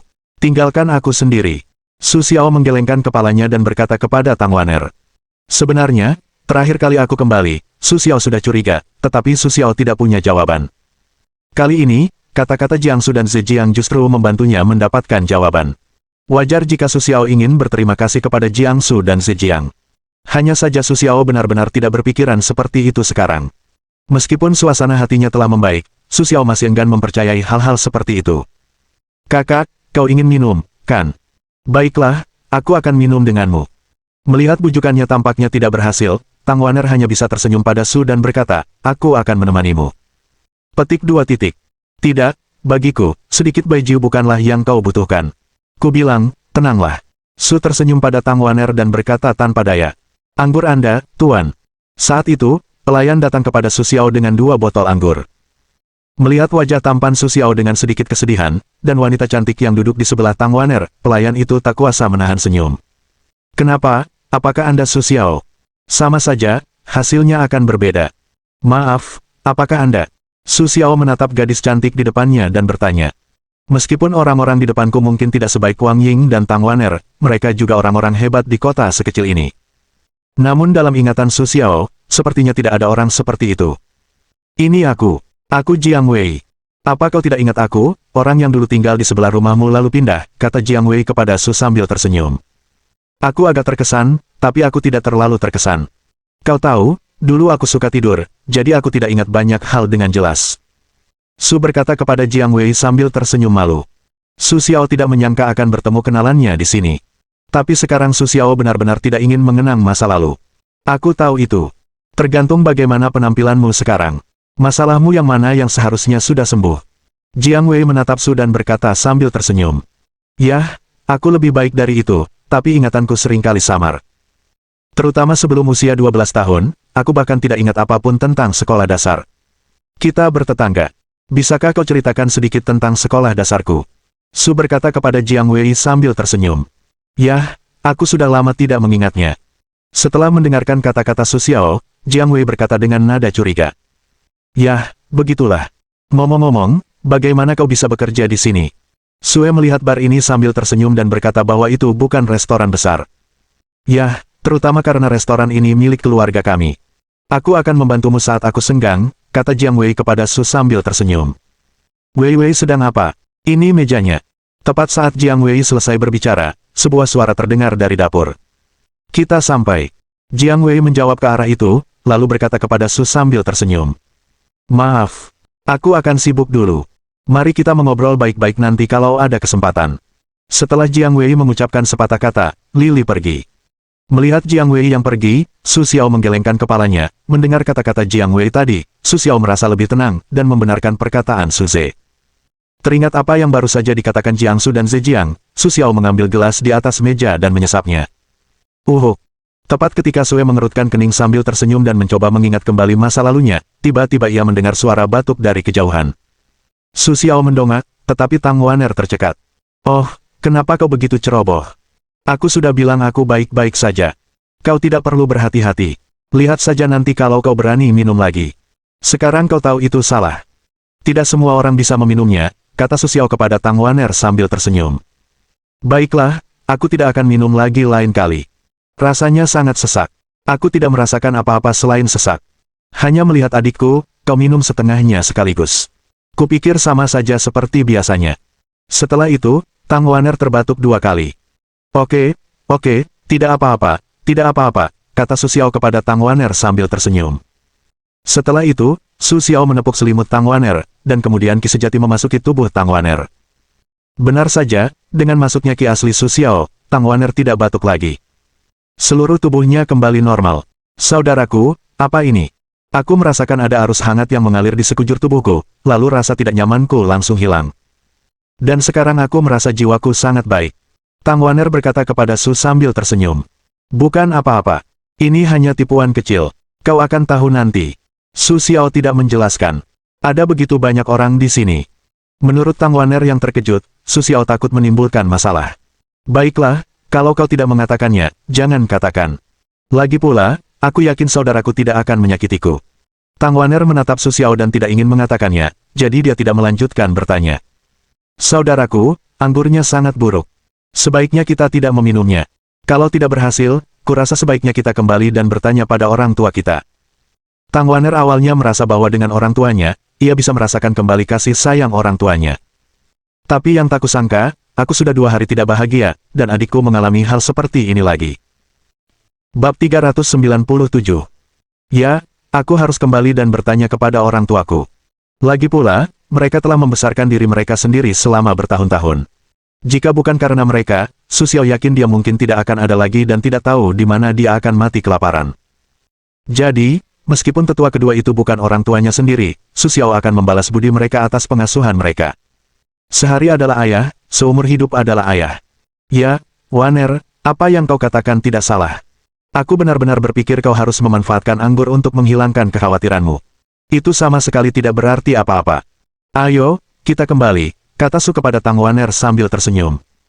Setelah itu, Su Xiao keluar dan bersiap untuk kembali. Su Xiao, berkumpullah saat kau senggang, dan tinggalkan informasi kontak. Jiang Wei keluar dari dapur dan berkata kepada Su sambil tersenyum. Oh, oke, tidak masalah. Kau bisa datang kepadaku kapan saja jika kau ingin mengunjungi kota X. Aku sekarang berada di kota X dan Beijing, dan aku sudah familiar dengan kedua tempat itu. Kalau kau datang, aku yang akan menjadi tuan rumahnya. Su berkata kepada Jiang Wei sambil tersenyum. Baiklah, itu yang kau katakan. Kalau begitu, jangan meremehkanku. Setelah Jiang Wei selesai berbicara, ia mendengar suara teriakan dari dapur. Ia hanya bisa meminta maaf kepada Su Xiao, lalu berbalik dan pergi.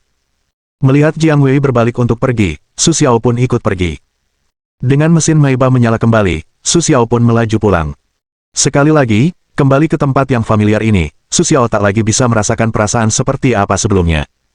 Mungkin ini memang bukan milikku, pikir Su Xiao dalam hati. Ibu dan ayah, aku kembali.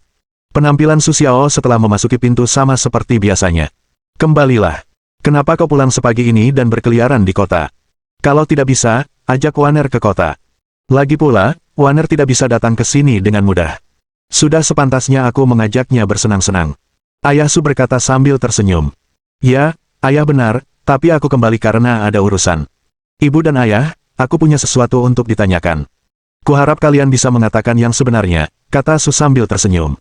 Kalau kalian ada urusan dengan anak kalian, katakan saja. Nanti kalau sudah waktunya, ibu akan memutuskan untukmu. Kenapa kalian begitu serius? Ibu Su menatap Su sambil tersenyum dan berkata, Ayah, ibu, sudah mengambilnya. Su tersenyum pada mereka berdua, bertanya. Setelah mendengar kata-kata Su Xiao, gerakan mereka terhenti. Meski kedua tetua itu belum berbicara, Su Xiao tahu jawaban yang diinginkannya dari penampilan kedua tetua itu. Siapa yang bilang begitu? Kalau kau tidak mendengarkan omong kosongnya, mereka pasti tidak melihat kita dengan baik, jadi mereka sengaja melakukannya, kata ayah Su sambil tersenyum. Baiklah, Pak Tua, karena Xiaor sudah menanyakan ini, kurasa kita tidak perlu menyembunyikan apapun. Ya, kau bukan anak kami. Karena beberapa alasan pribadi, aku tidak bisa punya anak, tapi kalau tidak bisa, aku akan menjadikan ayahmu seorang ratu. Tidak ada cara lain bagi orang desa seperti kami untuk melakukannya. Hanya saja Tuhan tidak ingin kami menjadi ratu keluarga kami. Entah bagaimana, kami menemukanmu. Petik 2. Hanya saja meskipun kau terlihat seperti remaja saat itu, kau sama sekali tidak punya ingatan. Petik 2. Akhirnya, kami menerimamu karena kami tidak punya anak. Soal senyum di namamu, itu berdasarkan gembok emas yang kau bawa. Setelah Ibu Su mengatakan itu, ia entah dari mana mengambil gembok emas itu dan memberikannya kepada Su Xiao. Setelah melihat gembok yang terbuat dari emas murni, mata Su Xiao berbinar. Mampu membuat barang dari emas setidaknya membuktikan bahwa orang tuanya tidak miskin. Tetapi mengapa mereka meninggalkan diri mereka sendiri? Apakah karena penyakit ini? Ada alasan lain? Ibu dan ayah, apakah hanya itu saja? Su tersenyum dan bertanya kepada yang lebih tua. Yah, hanya ada satu hal yang berguna bagimu saat itu. Mengenai pakaianmu atau semacamnya. Sudah lama sejak kami lahir. Kami tidak peduli, jadi kami melemparkannya begitu saja kepadamu, kata Ibu Su sambil tersenyum. Baiklah, sekarang setelah kami menceritakan semua tentang pengalaman hidupmu, tentang siapa orang tuamu, sungguh tidak ada yang bisa kami lakukan. Ibu Su berkata sambil tersenyum. Terima kasih, Ibu dan Ayah. Terima kasih atas kebaikan kalian. Aku tidak akan pernah melupakannya. Kalian akan selalu menjadi orang tuaku. Terlepas dari apakah aku bisa menemukan orang tuaku sendiri atau tidak, kalian akan selalu menjadi orang tuaku. Su Xiao mendapatkan jawaban dari Su Fu dan Su Mu, lalu berlutut di tanah dan berkata kepada Erlao. Bangun, bangun, anak baik. Aku tahu hatimu, kau tak perlu seperti ini. Ibu Su menatap Su Xiao yang berlutut di depannya dan ingin berkata kepadanya. Ya, Xiao kami senang kau masih bisa melakukan ini setelah kau tahu bahwa kami bukan orang tua kandungmu. Kami telah mencari informasi tentang orang tua kandungmu selama bertahun-tahun, tetapi kami tidak memiliki banyak kemampuan dan kami belum menemukan petunjuk apapun. Sekarang setelah kamu mengetahui semuanya, mungkin sekarang giliranmu untuk menemukan keluargamu. Kurasa jika orang tua kandungmu masih ada, mereka akan sangat merindukanmu.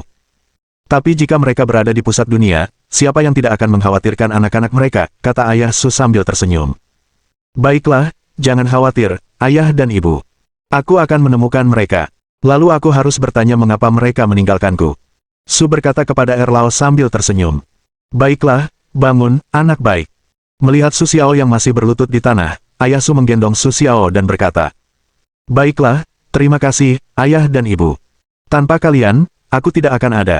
Sekarang, aku berterima kasih atas didikan kalian. Ini pertama dan terakhir kalinya aku mengatakan ini padamu, dan aku tidak akan pernah mengatakannya lagi. Su Xiao mengatakannya tanpa menunggu jawaban tetua kedua. Setelah itu, Su Xiao berkata kepada ibunya bahwa sesuatu tidak terjadi. Bu, aku lapar. Kita akan makan malam. Kau. Melihat senyum Su, Ibu Su tak kuasa menahan diri untuk berkata. Baiklah, Ibu akan memasak untukmu. Setelah itu, Sue mengambil celemeknya dan pergi ke dapur. Xiaor, bagaimana kamu tahu? Siapa yang memberitahumu?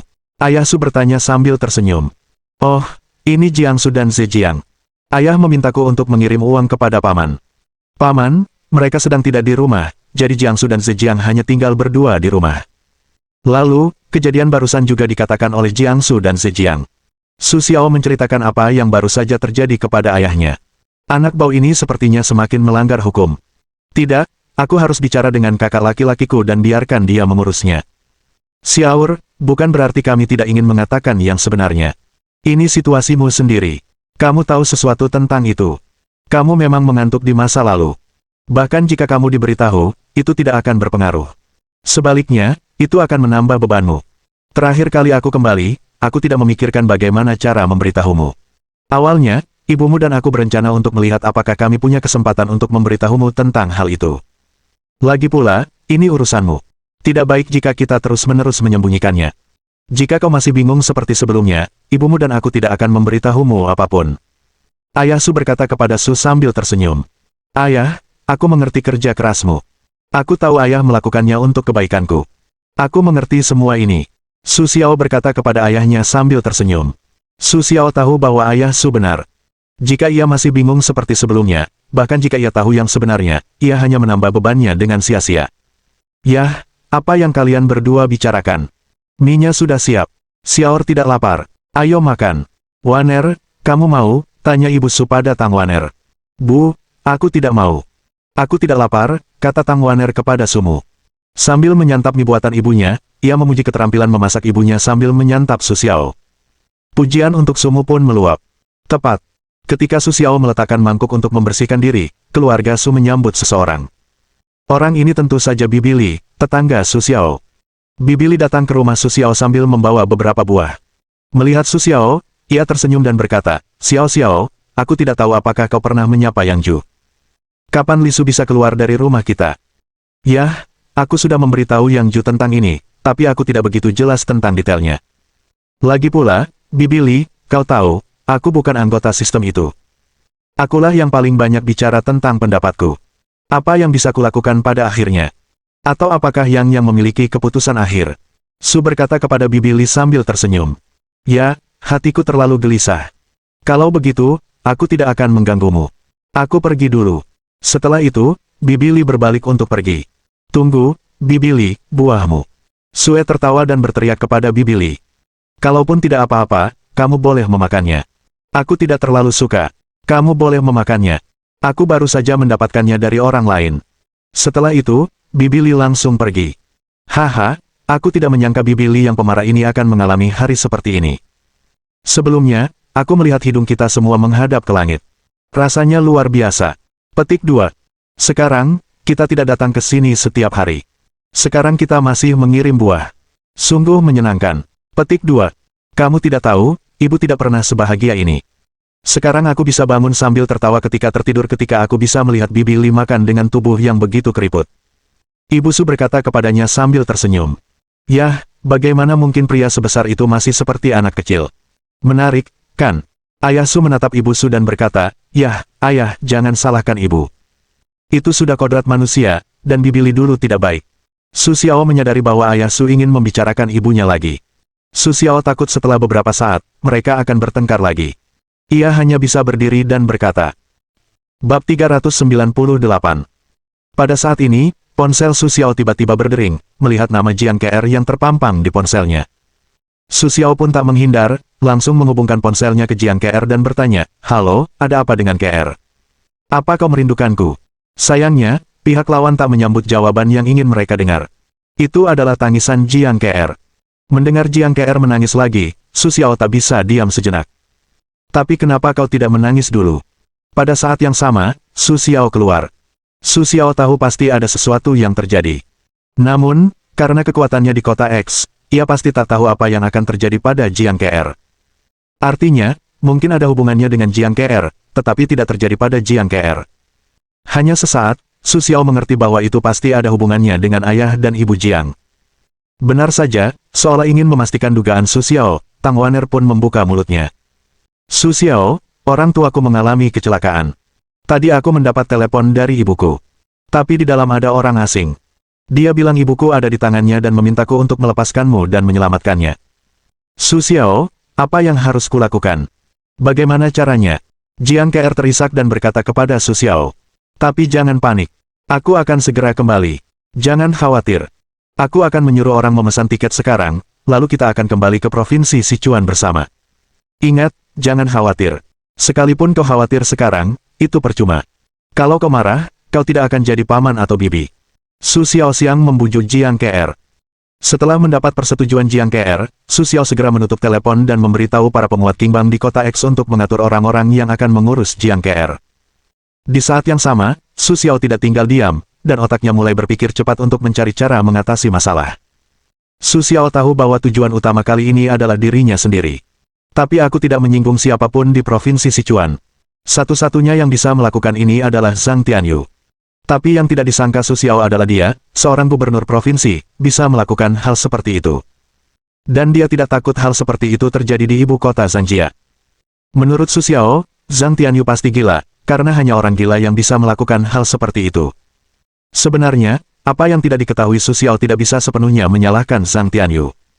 Ini terakhir kalinya Su Xiao membiarkan Zhang Tianyu kehilangan terlalu banyak. Sampai sekarang, Zhang Tianyu belum mampu keluar dari kerugian besar. Perlu Anda ketahui, Zhang Tianyu dulunya adalah gubernur sebuah provinsi dengan 1 orang di bawah dan 10.000 orang di atas. Orang-orang seperti itu ingin angin mendapatkan angin dan hujan mendapatkan hujan. Namun, setelah insiden Su Xiao, Zhang Tianyu bukan lagi gubernur provinsi Sichuan, jadi dia belum kembali ke ibu kota. Itu juga karena Zhang Tianyu telah beradaptasi dengan kehidupannya di provinsi Sichuan. Sekarang ketika dia kembali ke ibu kota, semua orang yang tidak terbiasa dengan tempat kehidupan tidak jauh, jadi dia tidak kembali ke ibu kota. Meskipun Zhang Tianyu bukan gubernur provinsi Sichuan untuk saat ini, dia masih memiliki kontak bertahun-tahun, dan tidak ada yang berani menyinggung perasaannya. Karena itu, Zhang Tianyu masih bisa membuat masalah. Ini bukan kasus bahwa ayah dan ibu Jiang baru saja kembali ke provinsi Sichuan. Zhang Tianyu sudah mendapat berita itu. Zhang Tianyu, yang mendapat berita itu, tertawa saat itu. Dia tidak menyangka Su begitu berani. Saya tahu provinsi Sichuan adalah tempat saya sendiri. Biarlah mereka berani kembali. Di mata Zhang Tianyu, ini adalah Su Xiao yang sama sekali tidak menempatkan dirinya di mata. Faktanya, dia benar-benar bersalah pada Su Xiao. Di mata Su Xiao, beban Zhang Tianyu sangat berat. Jika Anda tahu bahwa nyawa Zhang Tianyu bernilai 50.000 poin pengetahuan, Su Xiao telah ngiler untuk begitu banyak poin pengetahuan. Hanya saja tidak ada kesempatan, dan Su Xiao tahu bahwa identitas Zhang Tianyu tidak umum, dan tidak mudah disentuh. Jadi Su Xiao telah menahan diri, karena Su Xiao tahu bahwa jika Zhang Tianyu benar-benar menghilang tanpa alasan, itu pasti akan menyebabkan kepanikan. Bahkan para pemimpin tinggi akan tahu hal-hal seperti itu. Ini bukan hasil yang ingin dilihat Su Xiao, jadi Su Xiao tidak pernah memulai. Tetapi saya tidak berharap Zhang Tianyu akan memulai kali ini. Karena Anda tidak mengenali saya, jangan salahkan saya karena tidak adil. Setelah menutup telepon, Su Xiao membuat panggilan lain ke Lao Long dan memberikan laporan umum tentang apa yang terjadi di sini. Hati-hati. Setelah mendengar kata-kata Su Xiao, Lao Long tak kuasa menahan diri untuk memarahinya. Bahkan Lao Long pun tak menyangka Zhang Tianyu akan melakukan hal ini. Sungguh tak masuk akal. Menurut Lao Long, cara Zhang Tianyu melakukan hal ini sungguh tak masuk akal. Namun, karena sudah terjadi, pasti ada balasannya. Lao Long hanya berkata kepada Su Xiao, hati-hati, lalu Lao Long buru-buru menutup telepon. Su Xiao tertawa setelah mendapat jawaban Lao Long. Mendapatkan jawaban seperti itu adalah jawaban yang paling diinginkan Su Xiao. Namun, Su Xiao juga tahu bahwa kekuatannya saja tidak cukup, tampaknya sudah waktunya untuk mengirim Nanshan dan Nanshan. Setelah menutup telepon, Su Xiao sedikit lebih tenang di luar, lalu ia masuk ke kamar. Saat Su Xiao masuk, ayah Su, ibu Su, dan Jiang Ke menatap Su Xiao bersamaan. Sudahlah, jangan menatapku seperti itu. Aku tiba-tiba ada urusan, jadi orang tuaku malu. Mereka berencana pergi besok, tapi sekarang tidak bisa. Waner, kamu mau pulang bersamaku, atau aku kirim seseorang untuk menjemputmu besok? Setelah memasuki kamar, Su berkata kepada Tang Waner sambil tersenyum. Tentu saja aku bersama kakakku. Tapi bagaimana dengan ibu dan ayah? Tanya Tang Waner sambil tersenyum. Ya, ibu dan ayah, kenapa kalian tidak pulang bersama kami? Lagi pula, aku punya banyak kamar di mana-mana. Aku tidak peduli dengan kalian berdua. Su berkata kepada ayah dan ibunya sambil tersenyum. Lupakan saja. Kalau ada yang harus dilakukan, lakukan saja. Ayah tahu bahwa pria harus fokus pada karir mereka. Tapi ayah masih ingin mengingatkanmu untuk berhati-hati. Apapun yang kau lakukan, kau harus berhati-hati.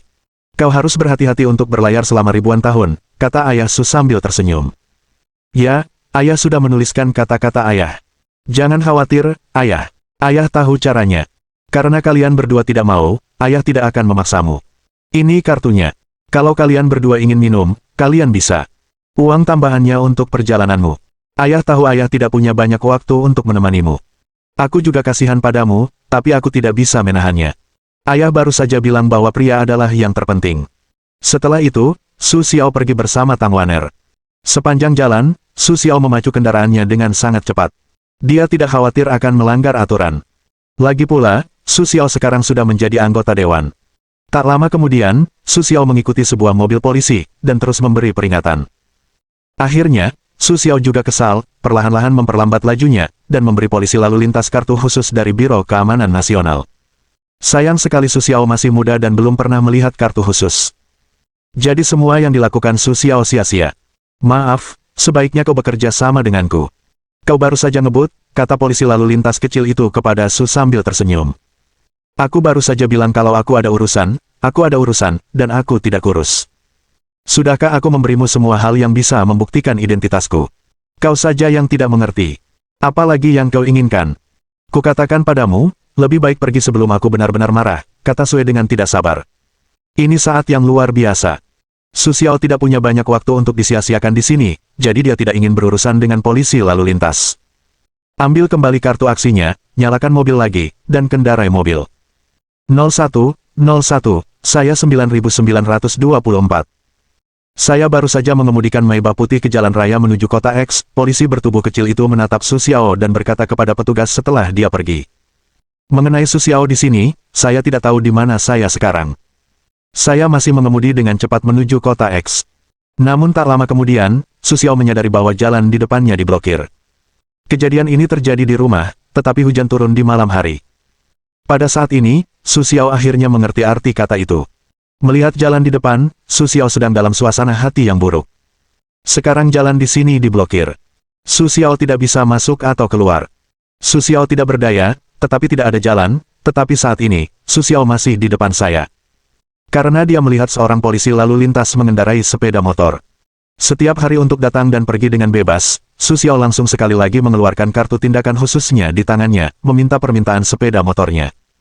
Untungnya, kali ini Su Xiao bertemu dengan seorang bayi kecil yang tidak tahu apa-apa. Mudah bagi Su Xiao untuk mendapatkan sepeda motor itu. Tanpa ragu, Su Xiao mengendarai mobil dan membawa Tang Waner di jalan lagi. Sedangkan untuk Maybach miliknya sendiri, Su Xiao diserahkan kepada polisi lalu lintas. Tetapi yang tidak diketahui Su Xiao adalah bahwa alasan mengapa hal seperti itu terjadi di sini sepenuhnya karena polisi lalu lintas kecil tadi. Jika Su Xiao mengetahuinya, mungkin dia akan memiliki dorongan untuk kembali dan memukuli orang lain. Lagi pula, dia sedang terburu-buru, dan kamu berani melakukan hal seperti itu untukku. Mengemudi dengan gila sepanjang jalan, dan akhirnya menghabiskan lebih dari 1 jam, Su Xiao akhirnya kembali ke lokasi kota X lagi. Su Xiao tidak pulang. Setelah menempatkan Tang Waner di tempat yang aman, Su Xiao terus mengemudi ke rumah Jiang Ke. Ketika Su Xiao datang ke rumah Jiang Ke, sudah 2 jam setelah Jiang Ke meneleponnya. Melihat seluruh orang itu telah lelah mengelilingi Jiang Ke, Su Xiao juga sangat sakit hati. Bab 399. Melihat momen Su Xiao, jika sebelumnya Jiang Ke hampir tak bisa menahannya, kini ia tak bisa menahannya lagi. Jiang Ke melemparkan dirinya ke pelukan Su Xiao dan mulai menangis. Su Xiao, apa yang harus kulakukan? Apa yang harus kulakukan? Jiang Ke terus bergumam, menjawab pertanyaan Su Xiao sambil tersenyum. Tidak apa-apa. Tidak apa-apa. Aku di sini. Percayalah, mereka tidak akan melakukan apapun pada paman dan bibiku sebelum mereka melihatku. Su berkata kepada Jiang Ke sambil tersenyum. Tapi, ya. Jiang Ke tergagap. Baiklah, jangan khawatir. Apa kau tidak melihat kakakmu di sini? Percayalah, tidak. Su berkata kepada Jiang Ke sambil tersenyum. Mendengarkan kata-kata Su Xiao, Jiang Ke mengangguk pelan. Lagi pula, sejak mengenal Su Xiao hingga sekarang, Jiang Ke tahu bahwa apapun yang dikatakan Su Xiao, sepertinya tidak ada kesalahan. Baiklah, percayalah, jangan menangis. Ayo kita kembali dan lihat. Kalau tebakanku benar, kali ini kita pasti akan diurus oleh orang-orang yang pergi ke Provinsi Sichuan terakhir kali. Target utama mereka adalah aku. Kalau aku tidak muncul, mereka tidak akan pernah menyakiti paman dan bibiku.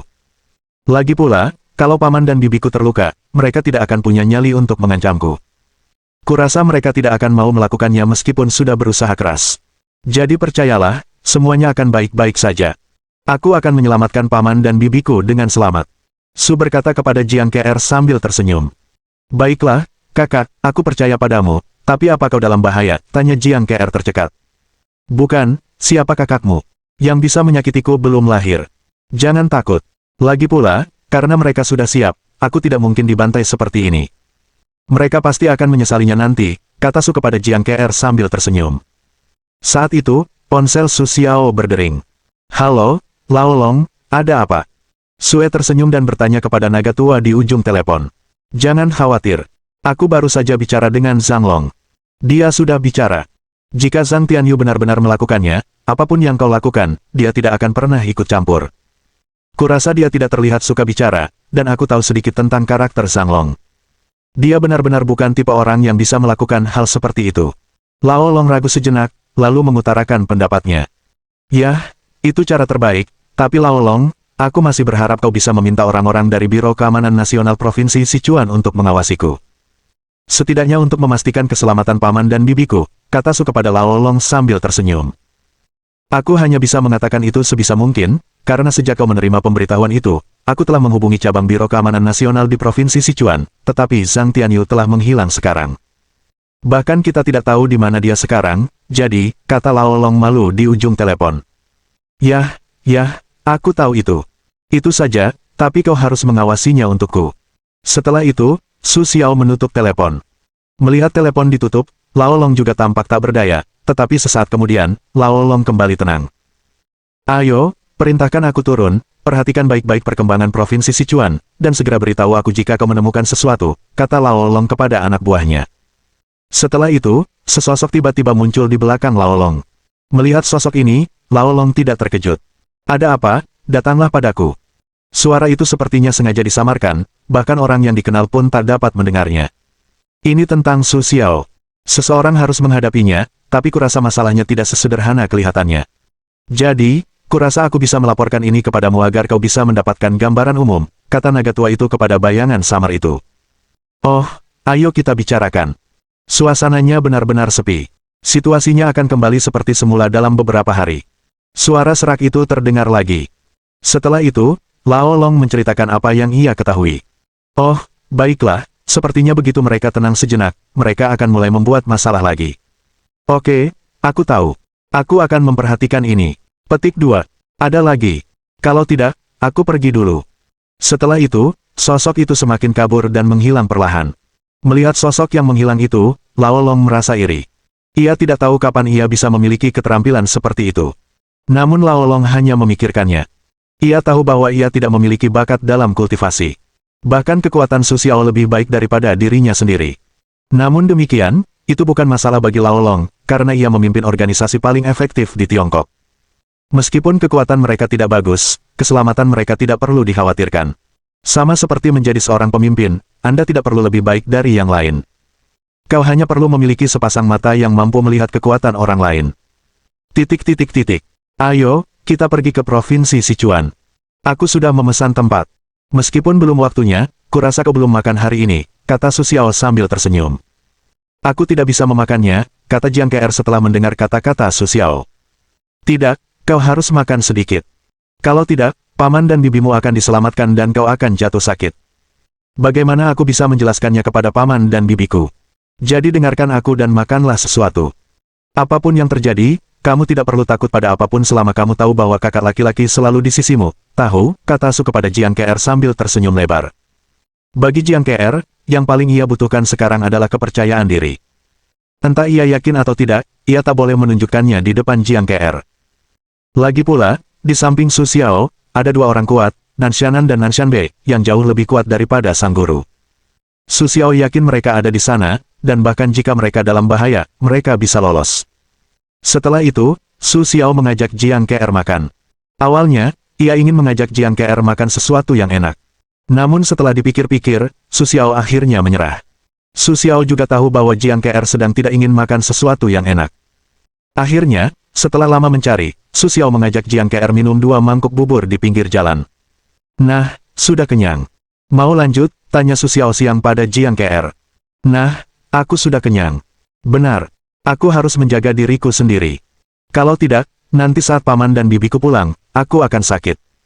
Ingat, aku percaya kakak akan menyelamatkan ayah dan ibu kita. Su Xiao menggenggam tangan Jiang Kr dan berkata kepada Jiang Kr. Setelah mendengar kata-kata Su Xiao, Jiang Kr tersipu, tetapi ia tidak mengatakan apa-apa. Lagi pula, tidak ada yang salah dengan apa yang dikatakan Su Xiao, yaitu, ketika Su Xiao menelepon orang tua kita, Jiang Kr akan merasa malu. Waktu tunggunya lama, tetapi tepat ketika Su Xiao sedang menunggu, ponsel Jiang Kr berdering lagi. Melihat nomor aneh yang tertera di atas, Su Xiao mengambil ponselnya dan mengangkatnya. Halo, siapa Anda? Kata Sue kepada orang di telepon sambil tersenyum. Oh, kurasa kau Sue. Meskipun kita belum pernah bertemu, aku masih mengingatmu dengan sangat baik. Tapi tidak masalah. Kita akan segera bertemu. Bagaimana? Apakah kau siap? Aku akan menunggumu di Provinsi Sichuan. Kuharap kau bisa segera datang. Ngomong-ngomong, ingat untuk tidak menelepon polisi. Seperti yang kau tahu, polisi tidak berguna bagi orang-orang selevel kita. Kurasa kau tidak ingin melihat 2 orang tua dari keluarga Jiang dibuang ke hutan belantara. Dan meskipun ibu Jiang sudah sangat tua, dia harus bilang kalau perawatannya sangat bagus. Banyak saudaraku yang menyukainya. Kalau aku tidak hati-hati, mungkin aku tidak akan menyesalinya. Pria di telepon itu berkata sambil tersenyum. Siapa kau dan apa yang akan kau lakukan? Kalau kau mampu, lakukan saja padaku. Kemampuan macam apa yang bisa kugunakan untuk berurusan dengan orang tua? Sue berkata kepada orang-orang di dalam sambil tersenyum. Su Xiao ingin sengaja menunda waktu agar ia bisa mengetahui posisinya yang sebenarnya. Baiklah, aku tidak ingin bicara denganmu. Aku tahu semua trikmu, jadi jangan dipikirkan. Sudah. Aku akan kembali lagi setelah kau tiba di Provinsi Sichuan. Setelah itu, Su Xiao hanya mendengar bunyi bip dari ponselnya. Melihat telepon ditutup, Su tersenyum malu. Lalu, apa yang mereka katakan? Sambil menutup telepon, Jiang Kr berkata dengan senyum penasaran kepada Su. Tidak apa-apa. Mereka tidak mengatakan apa-apa. Mereka hanya menyuruh kita cepat lewat. Begitu Su Xiao selesai berbicara, ponsel Su Xiao berdering. Baisalah yang menelepon. Ponsel yang baru saja kau minta untuk kuawasi memang memiliki nomor yang menelepon dari Provinsi Sichuan, tetapi waktunya terlalu singkat bagi kami untuk menemukannya dan sinyalnya hilang, kata Berta sambil tersenyum kepada Sue. Meskipun Baisa tidak tahu mengapa Su Xiao meminta pengawas untuk menghubungi nomor ini, ia selalu mendengarkan kata-kata Su Xiao. Maka, sesuai dengan persyaratan Su Xiao, pengawasan 24 jam, Baisa selalu duduk di dekatnya, takut semua orang malas. Sayangnya, sebuah sinyal muncul dan menghilang begitu saja sebelum terdeteksi, yang membuat Baisa sangat sedih. Tidak apa-apa. Terus awasi. Aku yakin dia akan menelepon kembali. Kau akan bisa mempersempitnya lebih lanjut. Su Xiao tidak menyalahkan Baisa, karena Su Xiao tahu bahwa Baisa juga ahli, dan mustahil untuk ditangkap dengan mudah. Karena mereka menyelidiki diri mereka sendiri dengan sangat jelas, mereka tidak dapat bertemu Nanshanan dan Nanshanbei. Lagi pula, tidak ada yang tahu apakah mereka punya mata-mata di sini. Demi menjaga keamanan, Su Xiao memutuskan untuk tidak membiarkan mereka bertemu dengannya. Jadi Su Xiao menelepon lagi. Bab 400. Tak seorang pun tahu apa yang Su Xiao katakan, hanya saja ia menutup telepon setelah 2 patah kata. Kemudian Su Xiao mengantar Jiang Kr ke bandara. Ketika Su Xiao muncul kembali, bandara itu sudah menjadi ibu kota Provinsi Sichuan. Su Xiao yakin Zhang Tianyu tidak akan memilih tempat yang terlalu jauh dari tempat yang paling dikenalnya, jadi Su Xiao akan memilih tempat ini. Benar saja, begitu Su Xiao turun dari pesawat dan menyalakan ponselnya, ponsel Su Xiao berdering lagi. Ya, cepat, tapi mungkin kau harus menunggu 1 hari lagi. Sekarang aku tidak ingin bertemu denganmu. Suara dari telepon terdengar lagi. Tidak apa-apa. Tidak apa-apa untuk tidak bertemu, tapi bisakah kau membiarkanku mendengarkan suara paman dan bibiku, setidaknya biarkan aku memastikan mereka aman, kata Sue sambil tersenyum. Sekarang Su Xiao tidak takut menunda-nunda. Lagi pula, Nanshan Selatan dan Nanshan Utara belum datang. Sekalipun kami meminta untuk bertemu sekarang, Su Xiao masih harus mencari cara untuk menunda waktu. Sekarang, inilah hasil terbaik untuk Su Xiao. Kau ingin mendengar suara mereka, kan? Ya, dengarkan. Sue, jangan kemari. Mereka mengincarmu, dan... Sebelum Ayah Jiang selesai berbicara, tak ada suara yang terdengar. Nah, sekarang setelah kau mendengar suaramu, kau bisa tenang. Selesai berkata, tanpa menunggu Su Xiao tersenyum, telepon di dalam kembali berbunyi nada sibuk. Sialan. Mendengar nada sibuk itu, bahkan Su Xiao yang sedang emosi pun tak kuasa menahan diri untuk mengomel. Mendengar omelan Su Xiao, Jiang Ke'er mengangkat sepasang mata berkaca-kaca dan menatap Su Xiao, seolah menunggu hasil dari Su Xiao. Bukan apa-apa. Ini hanya suasana. Mereka menyeret paman dan bibi untuk mengancamku. Kalau mereka datang langsung padaku, aku tak akan semarah ini, kata Su kepada Jiang Ke'er sambil tersenyum. Ngomong-ngomong, aku baru saja mendengar suara pamanku. Tidak apa-apa. Setidaknya itu membuktikan bahwa aku tidak dianiaya. Sayang sekali waktu penyelamatan belum ditentukan. Mereka telah menunda waktu penyelamatan, dan aku tidak punya pilihan lain. Su berkata kepada Jiang Ke'er sambil tersenyum. Baiklah, tidak apa-apa. Aku tahu. Aku yakin kakak bisa menyelamatkan orang tuaku dengan selamat. Jiang Ke'er mengangguk dan berkata kepada Su sambil tersenyum. Melihat penampilan Jiang Ke'er, Su menyentuh kepala Jiang Ke'er sambil tersenyum dan berkata, jangan khawatir, kapan kau pernah kecewa dengan janjiku? Malam itu, Su Xiao dan Jiang Ke'er menghabiskan malam yang tenang di sini. Namun, selama periode ini, Nanshanan dan Nanshanbei juga datang ke CD, yang juga membuat Su Xiao sedikit lebih percaya diri dalam bertindak. Su Xiao percaya bahwa dalam keadaan normal, tidak ada yang akan menjadi lawannya. Lagi pula, terakhir kali Zhang Jia berurusan dengannya, yang ia keluarkan hanyalah kekuatan kelas menengah peri. Sekalipun mereka masih memiliki ahli, Su Xiao tidak yakin ada ahli hebat. Benar saja, keesokan harinya, langit mulai redup, dan ponsel Su Xiao berdering. Melihat nomor yang sudah dikenalnya ini, Su Xiao langsung terhubung tanpa ragu. Baiklah, apa kau punya ide bagus? Bisakah kita bertemu? Kita hadapi saja sesuatu, kata Su Xiao kepada suara di ujung telepon sambil tersenyum. Baiklah, aku suka padamu. Kau sangat ceria. Kau bisa datang untuk menyelamatkan orang, tapi kuharap kau datang sendiri. Ujung telepon yang lain berkata sambil tersenyum kepada Su Xiao. Jangan khawatir, aku tidak bisa menemukan ini meskipun kau memanggilku seseorang. Su Xiao setuju tanpa ragu. Kemudian, sesuai permintaan mereka, mereka akan pergi ke tempat yang ditentukan. Tidak, setelah aku datang ke sini, tidak ada orang sama sekali, jadi aku terus berkeliling. Tapi Su Xiao tidak terburu-buru. Jika kau ingin bermain, aku akan bermain denganmu perlahan. Ngomong-ngomong, setelah panggilan telepon pertama di pagi hari, Su Xiao menerima panggilan telepon, lokasi mereka akhirnya ditemukan. Apa yang tidak terpikirkan orang-orang adalah bahwa tempat yang sama sekali tidak terpikirkan orang-orang itu berada di dekat hutan perawan di pinggiran kota CD. Setelah memiliki tempat, Su Xiao tidak lagi ragu dan langsung mengirim Nanshan ke selatan. Adapun gunung selatan ke utara diatur oleh Su Xiao untuk secara diam-diam melindungi keselamatan Jiang Ke'er. Lagi pula, Su Xiao tidak ingin kehilangan nyawa istrinya. Ini adalah wilayah orang lain, jadi lebih baik berhati-hati dan berhati-hati. Tetapi bahkan jika seperti ini, Nanshanan adalah satu-satunya, dan Su Xiao percaya bahwa dia akan berhasil. Adapun mengapa Su Xiao begitu percaya diri, itu karena pemahaman Su Xiao tentang kekuatan mereka. Suatu ketika Su Xiao bersaing dengan mereka. Sayangnya, Su Xiao tidak bisa bergerak karena tekanan dari salah satu dari mereka. Itu adalah saat terburuk Su Xiao diganggu. Dia tidak memiliki kemampuan untuk berpindah tangan. Bahkan Su Xiao sangat marah sekarang. Namun, Su Xiao juga tahu bahwa kontesnya memang seperti ini, jadi Su Xiao hanya akan bekerja lebih keras tanpa kekecewaan. Ding, misi dimulai. Misi cabang adalah menyelamatkan ayah dan ibu Jiang. Keraguan-raguan adalah alasan mengapa mereka tertangkap. Tugas Su Xiao adalah menyelamatkan mereka.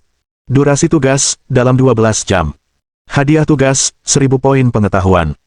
Kegagalan misi, tidak ada hukuman, tetapi ayah dan ibu Jiang mungkin meninggal secara tiba-tiba. Kebaikan Ming yang tiba-tiba terhadap sistem mengingatkan Su Xiao bahwa dia sama sekali tidak bahagia. Sebaliknya, dia tidak tahu harus berbuat apa. Bagaimanapun, kegagalan berarti ayah dan ibu Jiang dalam bahaya. Sekarang Su Xiao hanya bisa menaruh semua harapannya pada Nansanan. Su Xiao berharap Nansanan dapat menyelesaikan tugas pertama dengan lancar. Jangan katakan bahwa Su Xiao dimanipulasi seperti boneka. Nansanan berangkat tanpa ragu-ragu setelah mendapatkan posisi tersangka. Kecepatan Nansanan sangat cepat. Orang biasa tidak dapat melihat sosok Nansanan sama sekali. Mereka hanya bisa merasakan angin sepoi-sepoi lewat di depan mereka. Saya datang ke area hutan purba yang dikatakan Su Xiao kepada saya. Sayang sekali hutan purba itu begitu indah sehingga ada batas jarak bagi seseorang di Nansanan bahkan jika dia perlahan membuka pikirannya. Mencari waktu yang lama, Nansanan bahkan tidak memiliki petunjuk. Bahkan menurut sifat Nansanan, dia mulai khawatir. Apakah itu milik mereka sendiri atau apakah mereka terlalu meremehkan kemampuan mereka?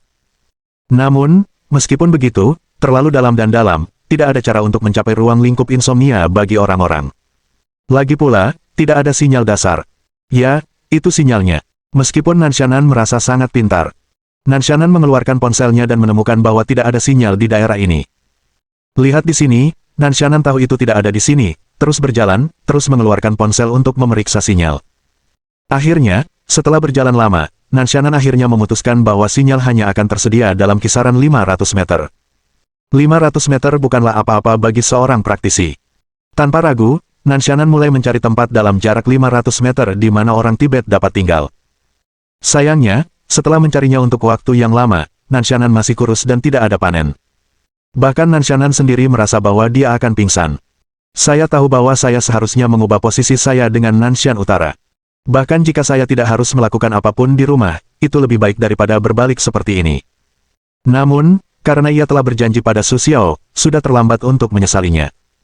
Nanshanan terus mencari, karena bagi Su Xiao, pihak ini lebih memalukan. Ia selalu membiarkan Su Xiao berada di lingkaran kota, dan kecepatannya tidak lambat.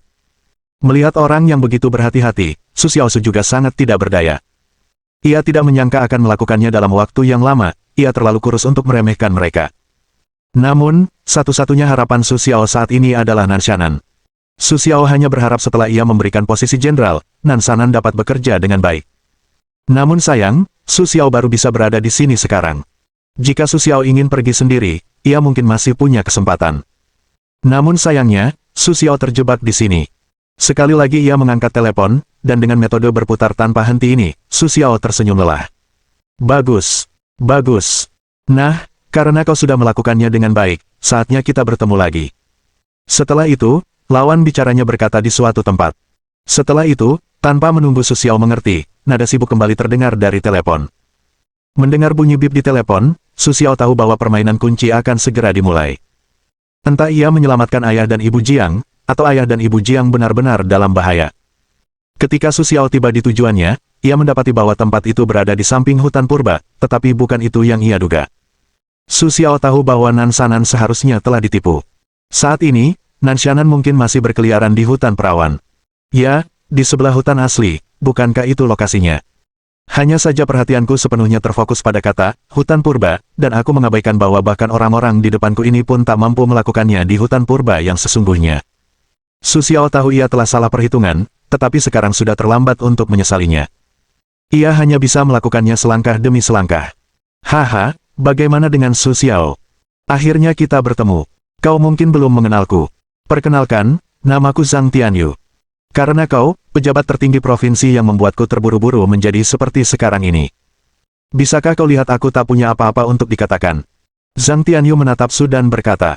Melihat penampilan Su Xiao yang tenang, Zhang Tianyu sangat kesal.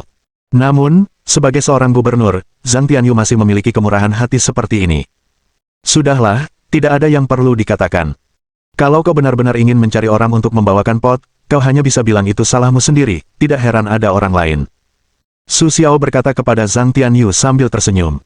Su Xiao tahu bahwa sekarang ia punya kata-kata sendiri untuk memprovokasi Zhang Tianyu. Selama Zhang Tianyu menunjukkan kemampuannya, ia akan punya kesempatan. Kalau tidak, ia mungkin benar-benar akan terjebak di sini. Jadi, Su Xiao tidak sopan saat berbicara, dan ia tidak memberi Zhang Tianyu muka. Mohon dukungan dari omom ante-ante sekalian, buat subscribe atau sharekan novel Mimin ke Facebook kalian, agar channel Mimin bisa terus berkembang. Dengan begitu, Mimin bisa lebih semangat untuk up novel seru lain ke depannya. Buat teman-teman yang sudah subscribe dan sharekan novel Mimin, Mimin ucapkan terima kasih sebanyak-banyaknya.